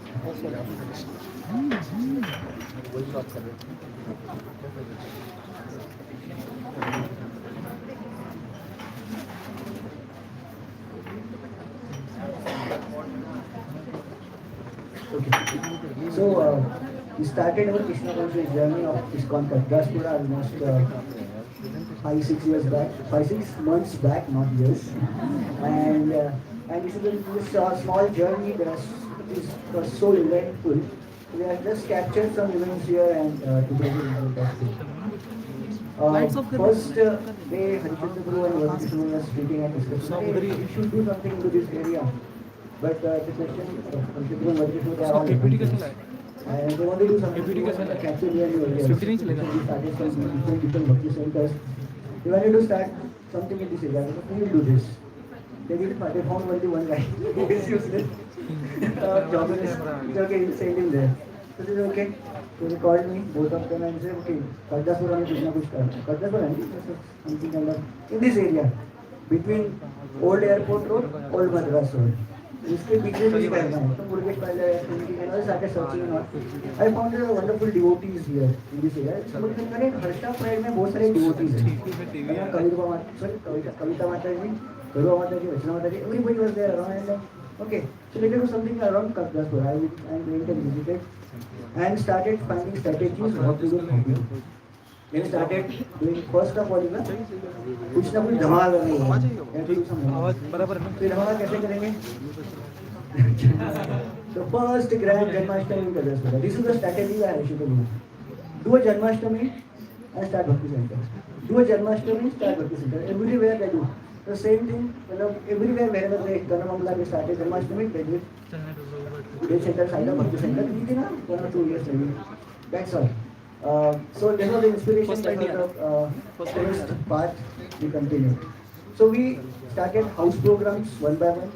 So we'll go to the next slide. Okay. Next one. We started house programs with that. We started building our base, strong base with all unknown devotees. This is one of the nice ideas. So we went to Veena Mataji's home. This is Veena Mataji. Yeah. So she didn't know any Krishna consciousness. That was the first program in her house. She invited with so much lovingly. She is there, Veena Mataji? Yeah, she is there. Same dress, huh?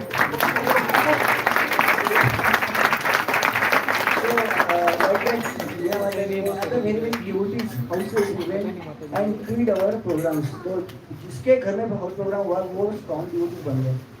And yeah. And with that, and they made their neighbors, their relatives, their friends, they bought them and they got connected to Krishna consciousness. Meaning, we got lots of, almost more than 10 house programs we did.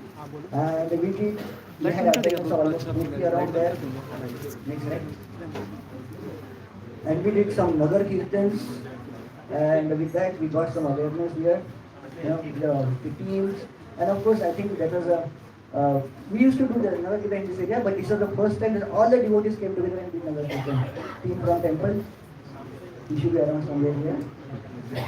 Okay, so they are there and we all did Janmashtami. And then Janmashtami, we are expecting almost 3,000-4,000 devotees, but at the end, 5,000 devotees gathered around the same conference. Wondering how it will happen. Janmashtami is not a small thing. So much arrangement, organizations and these things into there. All the devotees, many of the devotees had their first Janmashtami and they were volunteering in the Janmashtami. क्या होता है इसको उनका जन्माष्टमी पता भी नहीं है. जन्माष्टमी में दर्शन करके आ गए लेकिन कभी volunteering किया. This is the first time. So like there are so many devotees. First Janmashtami and they did volunteering and they are host of the Janmashtami. And 5,000 plus devotees came. Prasadam distribution happened till late night. We had a 10 o'clock. We had programs. The crowd was increasing and increasing. Well, our trend is, Janmashtami, crowd declines by the end of the day. 12 o'clock, Mangala ki hoti na. But here it was the opposite trend. As night was passing, the crowd was increasing and increasing. And at the end, Mangala ki was a house packed. And after that, after followed up with grand Gita course. We had a 9-week Gita course. It extended for next 2 months to 3 months, and it was really successful program. About 500 individuals attended the program, and mainly started chanting first time in their lifetime. And we finished that, and there were 70 to 80 devotees used to come regularly. This hall used to be very small, When we used to do after program, we used to do kirtan, we used to waiting and all, and yeah. And then after that, we got doing festivals along with that. We do a small festival. We have festival video. Oh, चलिए. Okay, sure. Let चलेगा.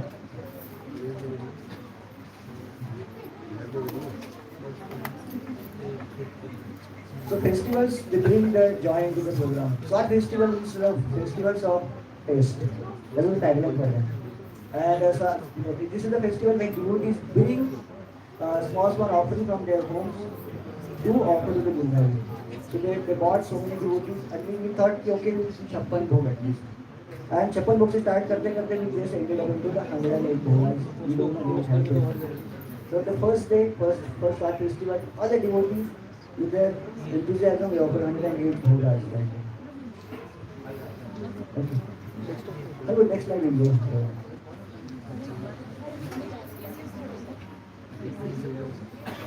And this Gita course concluded into another event, which is Melkote Yatra, the first yatra of this event, of this center. Prabhu, go to next. Slide. Maybe extension mode. Then.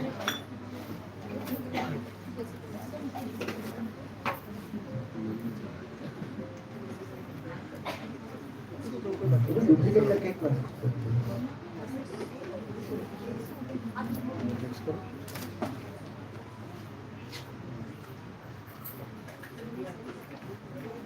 Click करो next module. Okay, I'll tell you about something about the Melkote Yatra. So Prabhuji are asking, we want to have an inaction and all this. You are there in the Melkote Yatra? No, that's why you asked this question. Because the Melkote Yatra was full of drama. Drama is not like a that kind of drama, it was the actual drama devotee is doing. So Prabhuji was asking inaction and all. इसका video चला सकते हैं Melkote यात्रा. The inner skills of the devotee. Present ही नहीं हो. What we did was, they got a small one-line script, and they had to develop it. They did 6 beautiful dramas on that day. 6 beautiful dramas on the different pastimes of the Lord. And challenge was, they had to do it in very short time. इसी को आगे करा हरे कृष्ण.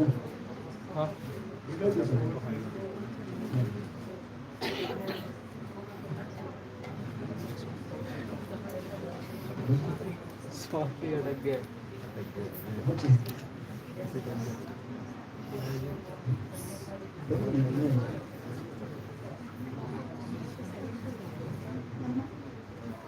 तो ऐसे चला. हाँ. Slowly go. हाँ चलो. Exit OBS and yeah. Yeah, Ram. Good. Okay. So you can see Prabhuji is doing brahmacharyas here. I should go over there. Yeah. Go ahead, next one. And then comes our book distribution. By this time our Gita course was over almost, and we entered into book marathon month or 2 years. So book marathon was the first time here.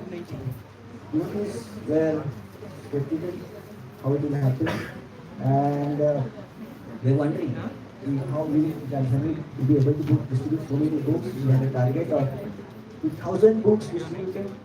But yes, from day one, devotees were on the streets doing distribution, and like Hanuman Jayati was the beginning day.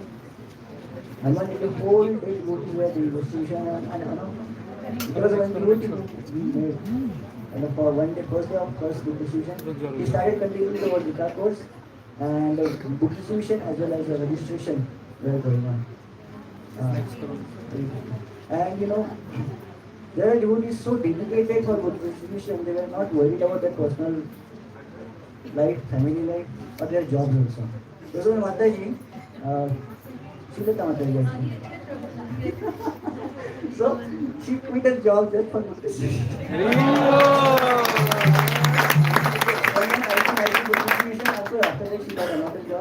But yes, for that, this is not a second or third or fourth year. It's the first year of a book distribution. Yes, recently joined.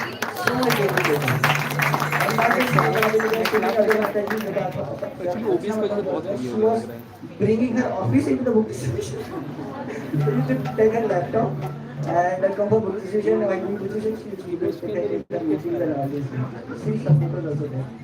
And there are so many devotees, day and night, they are celebrating this Buddhist marathon along with us on the streets.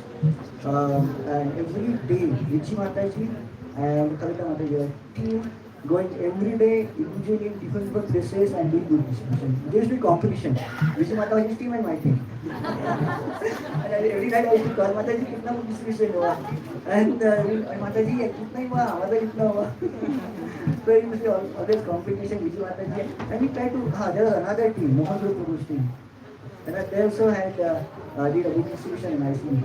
And one day, we had a Vaikuntha Ekadashi day, and there are so many innovative ways devotees used to do book distribution. You know, Vaikuntha Ekadashi day, whole day we were slogging, doing book distribution. Books were going very, very slowly. Once suddenly one moment, Karnapati group came. Nobody, why don't we give discount?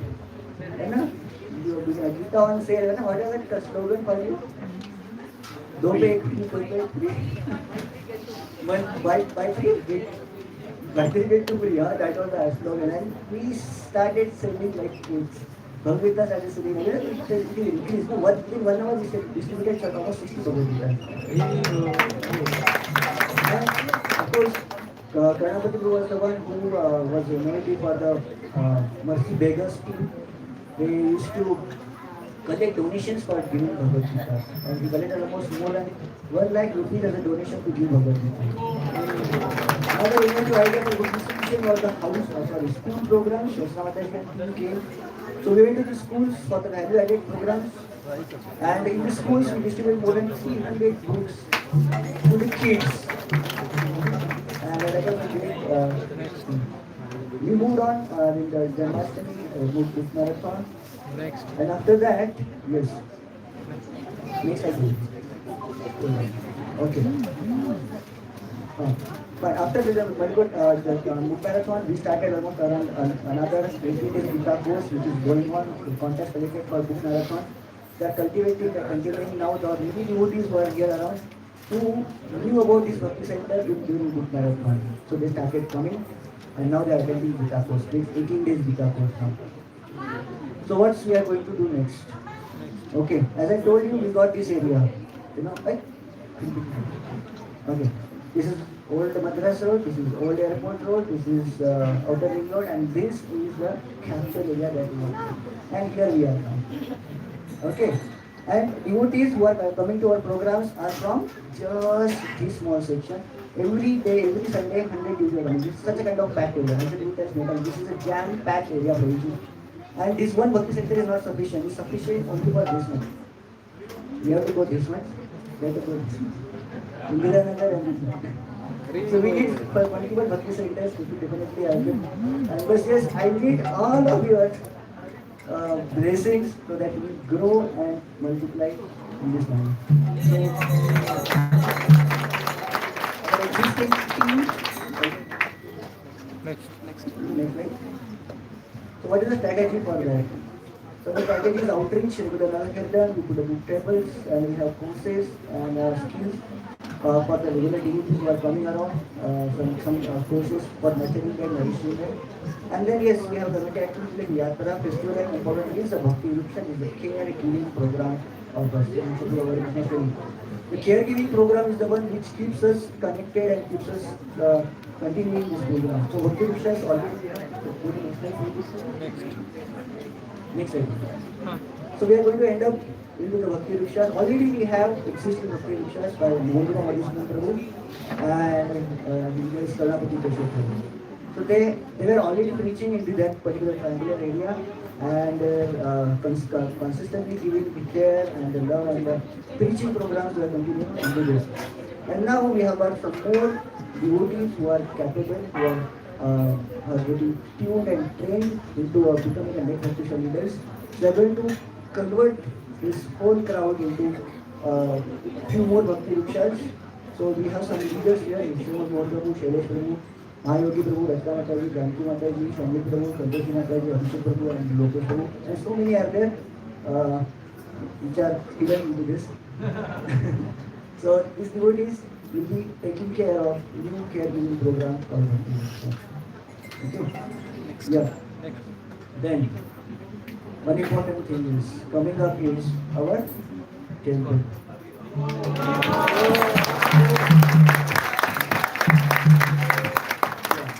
Here, as Prabhuji announced, we have got a land in Whitefield.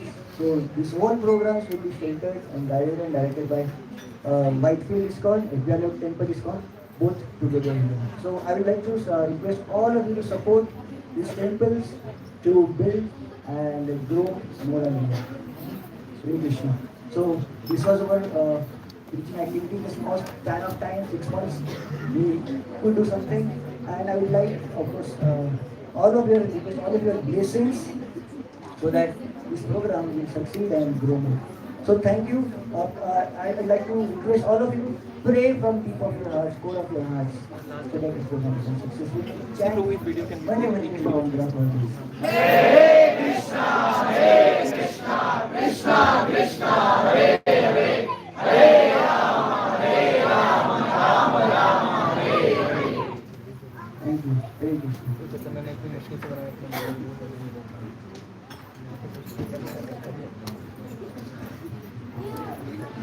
So, before going ahead, I would request Abhishek Prabhu to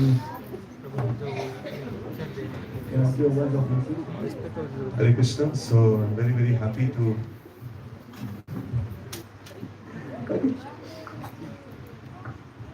Okay. So, of course, Harshita Prabhu's material qualification also I will not tell because वो इतना बड़ा है. The gold medalist from the university here. Gold medalist वो बता रहता है कौन सा कॉलेज की बीटी यूनिवर्सिटी भारतीय university when I joined this temple he was like first guide here in Bangalore, and when I saw him first time in Bangalore I thought yes, he is the person I should be helping something for this for the preaching work, and I saw the dedication. He was the only brahmachari here in Bangalore that time. And we were all looking at him, अकेला बंदा कैसे struggle कर रहा है. I used to see brahmachari in Chowpai, and they used to be walking in the herds. कोई ब्रह्मचारी अकेला नहीं चलता था उनको चौपाटी वाले. They will always walking with a group में चलते थे.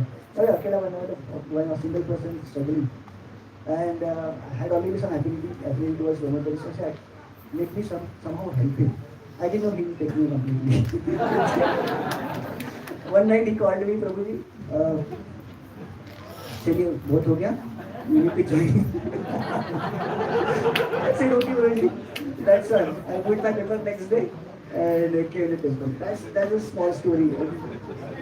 But yes, this is how Harshita Prabhu tried. And yes, not just in the program here, but throughout my all journey in this 10 years, whatever ups and downs I had, he was always support.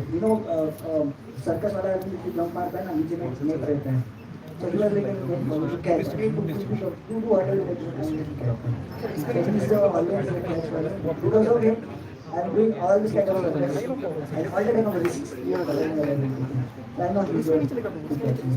So everything is So I'm very, very happy to be amongst all of you here. And we had a very inspiring class by His Grace Hare Krishna Prabhu.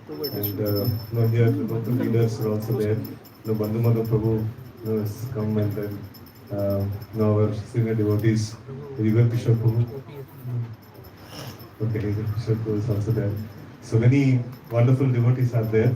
Vikram Chaitanya Prabhu is there, Krishna Karnamati Prabhu is there, Nishant Prabhu is there. So many wonderful devotees are there.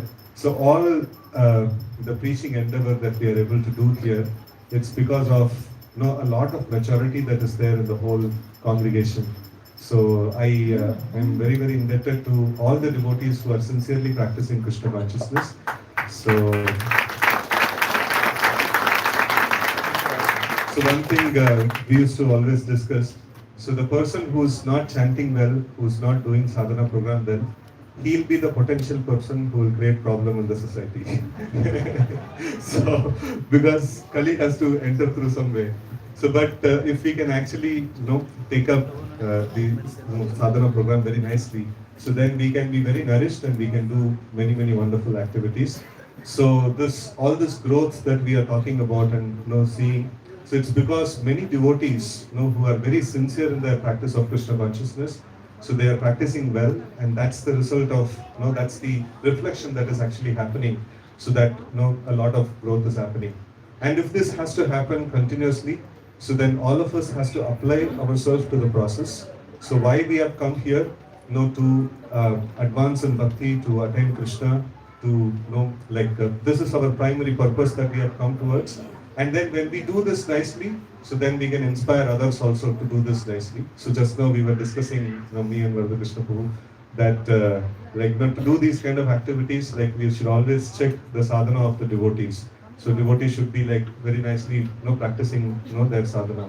So that's one thing that is a lifeline for all of us. So and I also would like to thank Subandhu Prabhu for taking up this risk. So as always, we started the Kannamangala Center. When all the core team members we were discussing, so we wanted to do Janmashtami there, and then we were thinking whom to put there, and suddenly Achyut Prabhu walked inside the room. Everybody pointed and he will do that. And next day onwards, he had to go to that area. So, and that is a place that Achyut Prabhu was working. Schneider Electric was his company was there. He was telling that I have to travel so far, so I will quit the job and I'll become full-time devotee. And we sent him there only to preach. And then Karthikeya also happened something like that. So he happened to go to Panathur area a few years back before joining, and he told, "This is such a horrible area, I should never come here."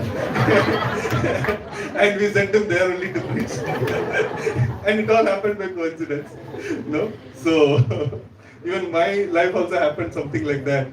I went to an ISKCON temple in the 6th standard, for a drawing competition. So, and then there, this saffron people, with Chika, they were dancing. I thought, such a crazy people, I should never become like this. So, so most of the Krishna consciousness starts like this, I think. So, anyways, so, Subandhu Prabhu is very nice devotee, very enthusiastic, very humble. And, he has taken up, we assigned him here to do some Janmashtami, so he did that. And, I'm very hopeful. So on Subandhu Prabhu, because behind him Bandhu Madhav Prabhu is there, so he's a solid pillar, very solid pillar. So he was selling a net below, I have a net above also to catch. So and many times devotees say when Bandhu Madhav Prabhu is there in the scene, all conflicts are resolved. It's very amazing personality.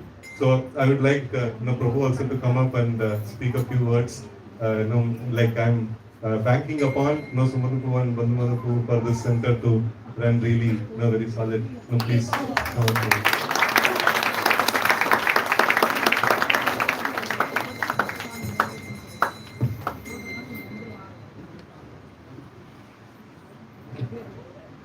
Hare Krishna.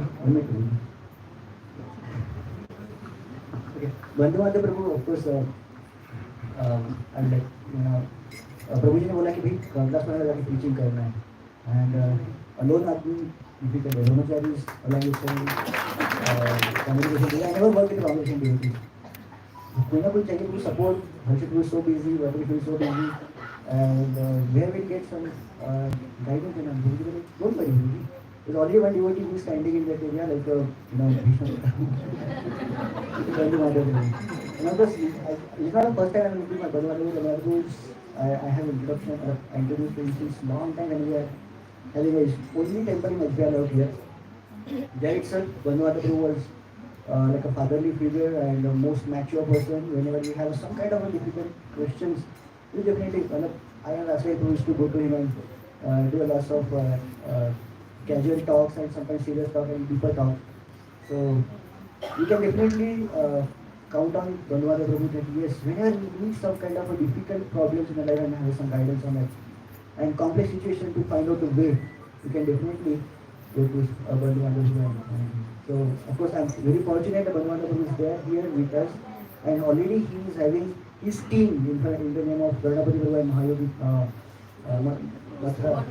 Mohan Prabhu, and cultivated nicely. I can see reflection of Advaita in this devotees. So how nicely he has cultivated them. So this and of course this is not my center, this is Bandhavata Prabhu's center. He's the host here, he's not actually. Prabhupada's center. Hare Krishna.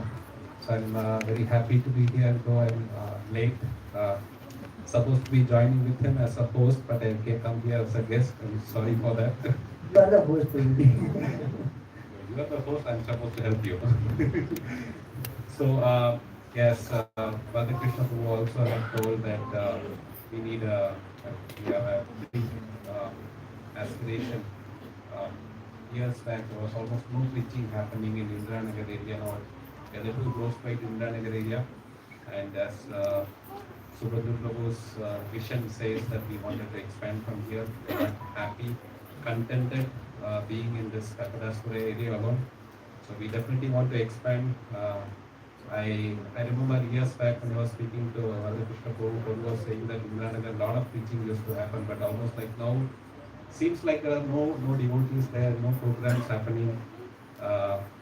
So it's time to actually expand. And also Guru Maharaj also has a vision for this city to have this to be a first Krishna conscious city. So there's a lot of preaching to do, a lot of service that we all have under Srila Prabhupada. So very happy that we could all be part of it. And Prabhupada has also come here. We have a new center getting inaugurated. Now we need to have more and more centers to actually cater to more and more devotees, and people are literally suffering here. So many of them are, especially Bangalore has become more and more hellish to actually live in here. How many of you agree? It's literally getting very tough to actually live in here. Many people I know years back, 10 years back, 15 years back, people were so happy, oh, I got a job in Bangalore, I'm moving in. Now people are thinking, say, when will I go out of Bangalore? So it's actually becoming very hellish here. And the only solace, only place where you can come and take shelter of is Divine Grace AC Bhakti Vedanta Prabhupada. No other place, not just in Bangalore, no other place in whole of this world, no other place in whole of this material world where we can get real happiness or real shelter apart from the places where Srila Prabhupada has put his footprints in this earth. So we want to reach more and more devotees, more and more people, make more and more people get connected to Prabhupada, get connected to Krishna, and we will try to be a small humble servant as a servant of Srila Prabhupada. We will connect them, let us be happy and let them also be happy in the Prabhupada shelter. Thank you. Hare Krishna. I'd like to call Yugal Kishore Prabhuji. Yugal Kishore Prabhuji. Actually, प्रभुजी और मैं दोनों भी एक ही भाग से हैं. भाग से मतलब मराठी में बोलते हैं भाग. मराठी कोई नहीं है. हम एरिया एक ही एरिया से हैं. So ये अपने भाग वाले हैं. So I had some much affinity towards him right from the beginning, and whenever I had some Marathi talks, and give a call to him and talk to him, and yes, I feel some kind of my native friend in his confidence and very mature person. When I started first sort of base in ACS level, he was the one who will be always caring. I probably he used to come drop down into our base sometimes, and he asked us. He used to ask us, "You are all okay?" Harshit will be next. We are right, and but yes, he had somebody to call. कि मुझे हाँ problem है. So you got to was there. So in his growing again, Hare Krishna, Hare Krishna, Krishna Krishna. We are region-wise one, but actually our one region is there, which is a Golok Vrindavan. His Grace Krishna Prabhu was saying that, I was just thinking that question, why IT people are get attracted very easily to Srila Prabhupada philosophy. I was thinking how Srila Prabhupada has given this philosophy, Vedic philosophy, so simple, deep, profound in a logical way. And IT people means logic. So logic works, and probably that will be one of the reasons that all IT engineers are here. So very happy. In fact, what could be other better day than this? This morning, around 190 people committing to the next level of Shiksha in a mission, in a spiritual journey, and today we have inauguration of other center. I think we cannot have better day than this. It's all started in 2011, and I remember His Grace Krishna Prabhu. And every time we have center inauguration, I recall those days, and it is good to recall and hear those things.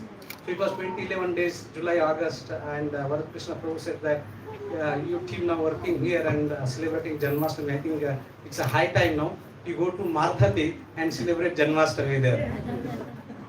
And then next question comes resources and financial. He said, you manage on your own. And of course then we have Gauranga Prabhu and Harikshatra Prabhu and team here. And now we are in a 12-13 years of journey from one small Janmashtami celebration to 6 to 7 physical, tangible center in the service of Srila Prabhupada. So we can understand that how the seeds are sown by Madhavendra Puri. In fact, just reading Chaitanya Charitamrita, and it is said that Lord Chaitanya Mahaprabhu is a trunk of this Bhakti Ruksha, and he is the fruit of that Bhakti Ruksha. And he says that I am alone, this gardener, how can I distribute this fruit to all the people?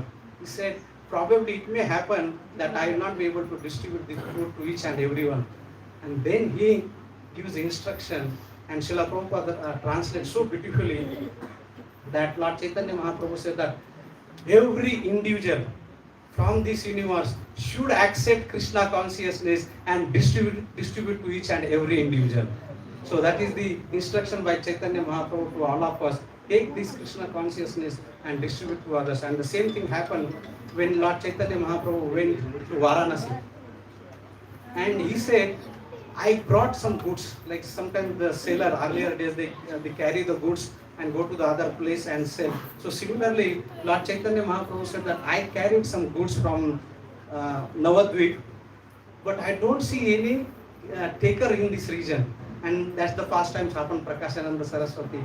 And then finally, all the devotees are so happy. They say, they glorify Lord Chaitanya Mahaprabhu that you went to South India, you delivered South India, you come from the east, you delivered east, you went to Vrindavan and that zone, you delivered all the west side, and now you came to Varanasi and you delivered all the people of Varanasi. So that is the glory of Lord Chaitanya Mahaprabhu, starting from Lord Chaitanya Mahaprabhu and our founder, dear Acharya, Srila Prabhupada. He took that mission as his life and soul, and not only that in the part of east or south of Bangalore or India, but he went to the whole world, and in a span of 12 years, nothing in the history that any faith spread all over the world in a decade. It could have taken a few centuries. If you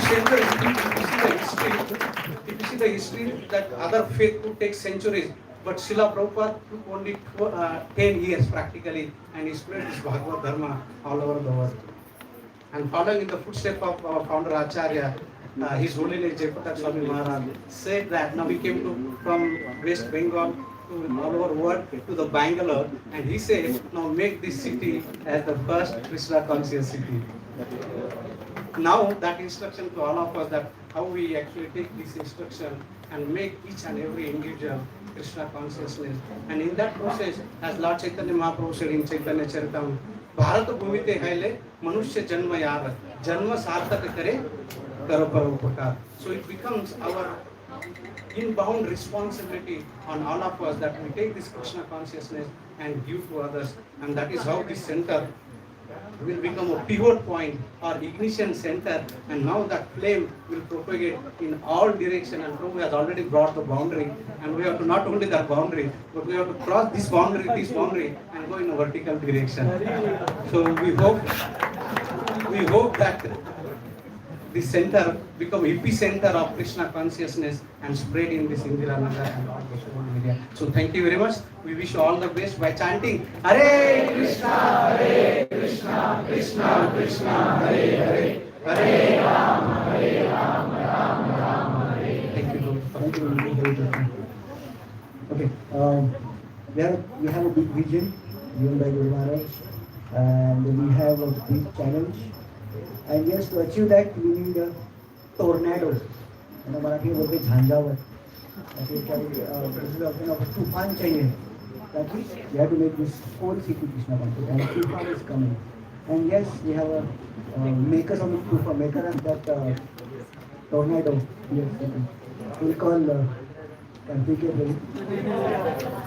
This is one part of tornado, tornado part 1, tornado part 2 is here.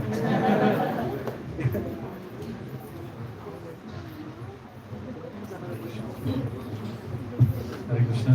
I am representing to everyone here, especially my superiors, Grace Valley Krishna Prabhu, Grace Bhattamada Prabhu, Grace Hariksha Prabhu, Krishna Prabhu, Subhadram Prabhu. Sundays are really hectic, but then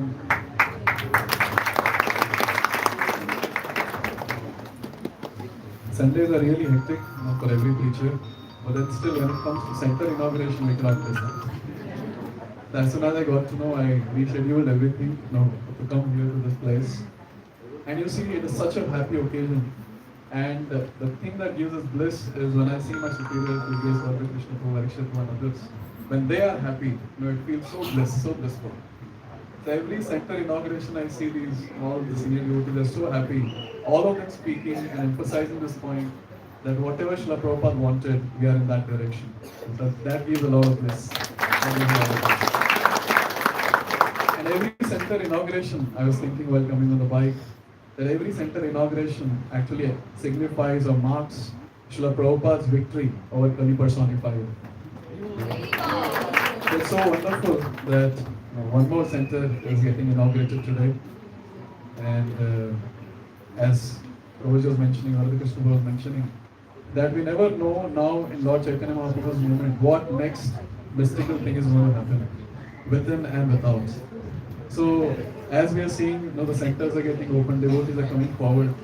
So it's really very amazing and very adventurous.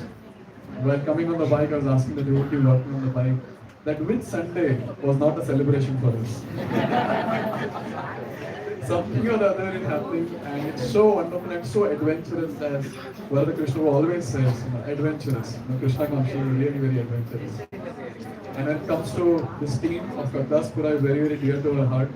So my superior Subandhu who treats me as equal all the time. That's so simple and so amazing. I sometimes take liberty to joke with him as equal, but then I always have a great respect for him in my heart. And I'm sure all the ones here at Kardaspura, they will agree that Subandhu Prabhu is a very sweet and a lovable person, isn't it? And his simplicity and his smile and his sweet thoughts, I think people get flooded with that. And they will come to the center, no doubt. And we have his Bandhu Prabhu here in the center, heading the center. So Prabhu is a very important element even for us in Panatur and Sarjapur, because the devotees heading the center, assisting me, Krishna Karna Murti Prabhu, Srinidhi Prabhu, they attended Prabhuji's Bhakti Raksha. Initial cultivation was by Bandhu Prabhu.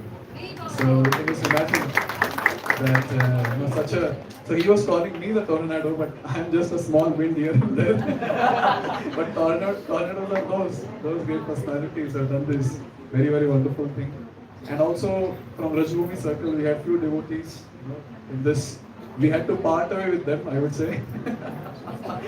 They were saying, please don't do this, please don't separate us from this place. But then I can see, we have Rachana Mataji, we have Vijay Lakshmi Mataji and Srinivas Prabhu and other devotees. Janaki Mataji, Lokesh Prabhu, I saw those names and I was so happy. They're in the leaders level. Yes. So it's really wonderful to have these people, and it's so, the maturity is so nice. We said you shift here and start serving, and they agreed. And they started serving. That's a very big thing. That's a very big thing. So on this note, I would like to congratulate all the devotees here, and I pray at the lotus feet of the Lordships and our very dear Srila Prabhupada that they shower the choicest blessings, empower all the devotees here more and more, so that that map which Prabhuji showed will have some 5-6 centers coming up. Thank you very much. Srila Prabhupada, please. So yes, Prabhuji, whatever we do, there will be a contribution of applicable always there into this achievement of this center. I'd like to, my dear, call my dear friend, Arjun Rajin Prabhuji. Of course, Tornado number 2. So, yes, I'm really a big fan of his talks and the way he presents, and yes, I share a room also. I receive.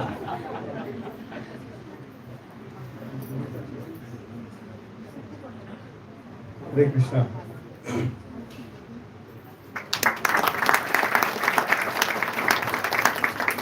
Hare Krishna, Hare Krishna, Krishna Krishna, Hare Hare, Hare Rama, Rama Rama, Hare Hare. Vanchakalpatarubhascha, Kripasintu, Patitanam Pavanebhyo. Very happy to be here.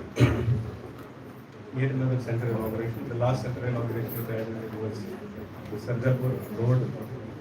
It's called Sarjapur Center. The centers are too many on one road. To be very clear. It's called Sarjapur Center. So I'm very happy to be here today. Our seniors have sufficiently given the direction. They have sufficiently set the mood. They have sufficiently showed the vision. Sufficient blessings.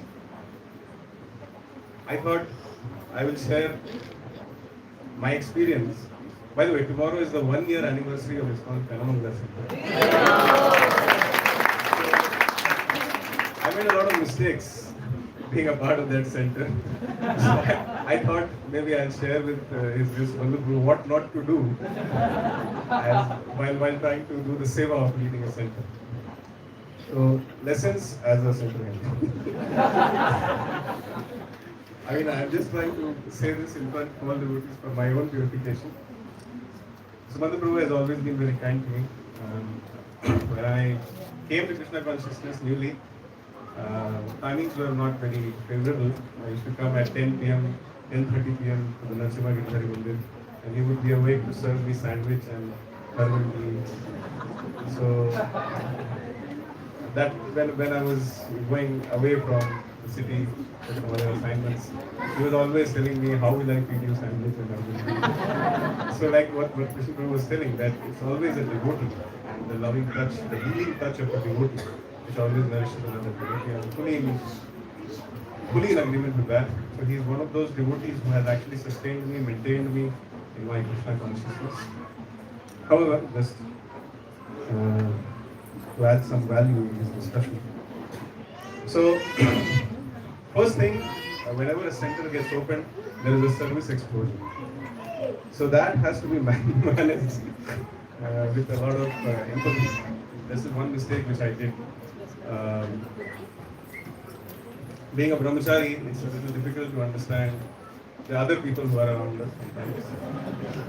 So I'm admitting it very openly. So whenever this service explosion will happen, a lot of services will come. Probably we should do this, probably we should do that. And if we do not take it in the right speed and in the right spirit, with sufficient time for empathizing and sufficient time for nourishment, then later on it may become a challenge. That is one of the mistakes which I made. I would like to remind myself not to do. One help which I got while dealing with the various activities in the center was there were problems, because wherever there are people, there will be problems. There is no world without a problem. So one thing which really helped was focusing on the fundamentals of Krishna consciousness. Activities like coming together in the weekends and chanting, group japa, group kirtan. It used to resolve so many internal issues and even issues which are outside our control. So I think I would encourage all the devotees from Kanamangala who are here and even the other devotees who are here, take out some time on a weekly basis to come together and chant, to do some kirtan, to do some Vaishnava bhajan, to do some katha, etc. I mean, we are talking about making the Bangalore a Krishna conscious city. For that, we should be in proper spirits. So this is something very, very essential, I feel. And then, as time progresses, we have to understand that how each center is actually meant to be a, somebody said that it's a victory of Srila Prabhupada. So Srila Prabhupada has huge expectations from each center. I found a conversation, or rather a letter, in which Srila Prabhupada is telling how he wants each of his centers to be. This is a letter written to all the temple presidents of ISKCON from Los Angeles in 1970. My dear, please accept my blessings. I hope everything is going well in your center. I want each and every ISKCON center, I want everybody to understand that each and every ISKCON center is my life and soul for the preaching of this movement. I hope you are doing your best to conduct the regular routine duties, such as chanting regularly on the beats, observing the restrictive regulations, taking the sit and party on the streets, selling our magazines and books. And he wants each center to be a guiding center, or like an example of the other centers. So he was saying that at present I am concentrating all my energy in this Los Angeles center as an ideal for all other centers in respect of DT worship, Aarti, Kirtan, other necessary paraphernalia. As I have curtailed my moving program, I wish that you may come here at your convenience and stay here for a few days and see personally how things are going on by meeting with me personally for necessary instruction. I hope all other centers will simultaneously follow the same standard which I am trying to set up here. Hope this meets you in good health and more than me. Your ever well-wisher, A.C. Bhaktivedanta Swami Prabhu. So that's what Srila Prabhupada wants from all the centers. So we hope and we pray that this center, ISKCON Gurdaspura, becomes the ideal example for all the other centers in Bangalore. So that we may come here, learn, share the best practices and go back with a lot of enthusiasm in our hearts. One thing which is also very important, I'm reminding myself while conducting the activities of a center, there is very important, when a center opens up, all of a sudden a lot of devotees come up because they see a center as a place where they can render a lot of devotional service. So it's very much necessary to create some service engagements for everybody. Various programs. For example, in ACS layout, we did something very nice. We started the evening classes. So many devotees got engagement with that. We started the evening kirtans. We started the morning program was a little bit. The evening RP system. So many devotees got engaged. So basically, a place where all the devotees are sufficiently and sincerely and empathetically engaged is a happy center. This is my understanding. So we should focus on that, on empowering devotees, and Anshipra always said that give them a center where they can make some mistakes and learn. So we have to do that. And then there has to be an urgency to preach, distribute books, and distribute prasadam. I will always like to quote various letters of Srila Prabhupada. This is a conversation of Srila Prabhupada with Harishwari. The title of this conversation is Somehow Communicate Krishna Consciousness. Harishwari Prabhu said, a professor told Srila Prabhupada that he regarded himself more as a jnani than a bhakta, although he was attracted to bhakti. Prabhupada replied, saying that an impersonalist philosopher is not actually a jnani at all, just a learner. Only when one realizes Krishna as described in the 29th verse of the 7th chapter of Bhagavad Gita does one become a jnani. The real meaning of knowledge is the ability not for grammatical or sophisticated expression, but to actually know the truth. To illustrate this, Prabhupada said that once in India, a monkey had come into a man's office and had thrown the papers everywhere and then left. When the English supervisor asked the clerk what had happened, the clerk could not sufficiently speak English to explain how the monkey had caused chaos. So the clerk started to imitate the monkey, jumping and leaping around, making monkey noises and throwing the papers in the air. In this way, the supervisor quickly understood what had happened. So Prabhupada said, somehow or other, just like this monkey, we have to communicate Krishna consciousness.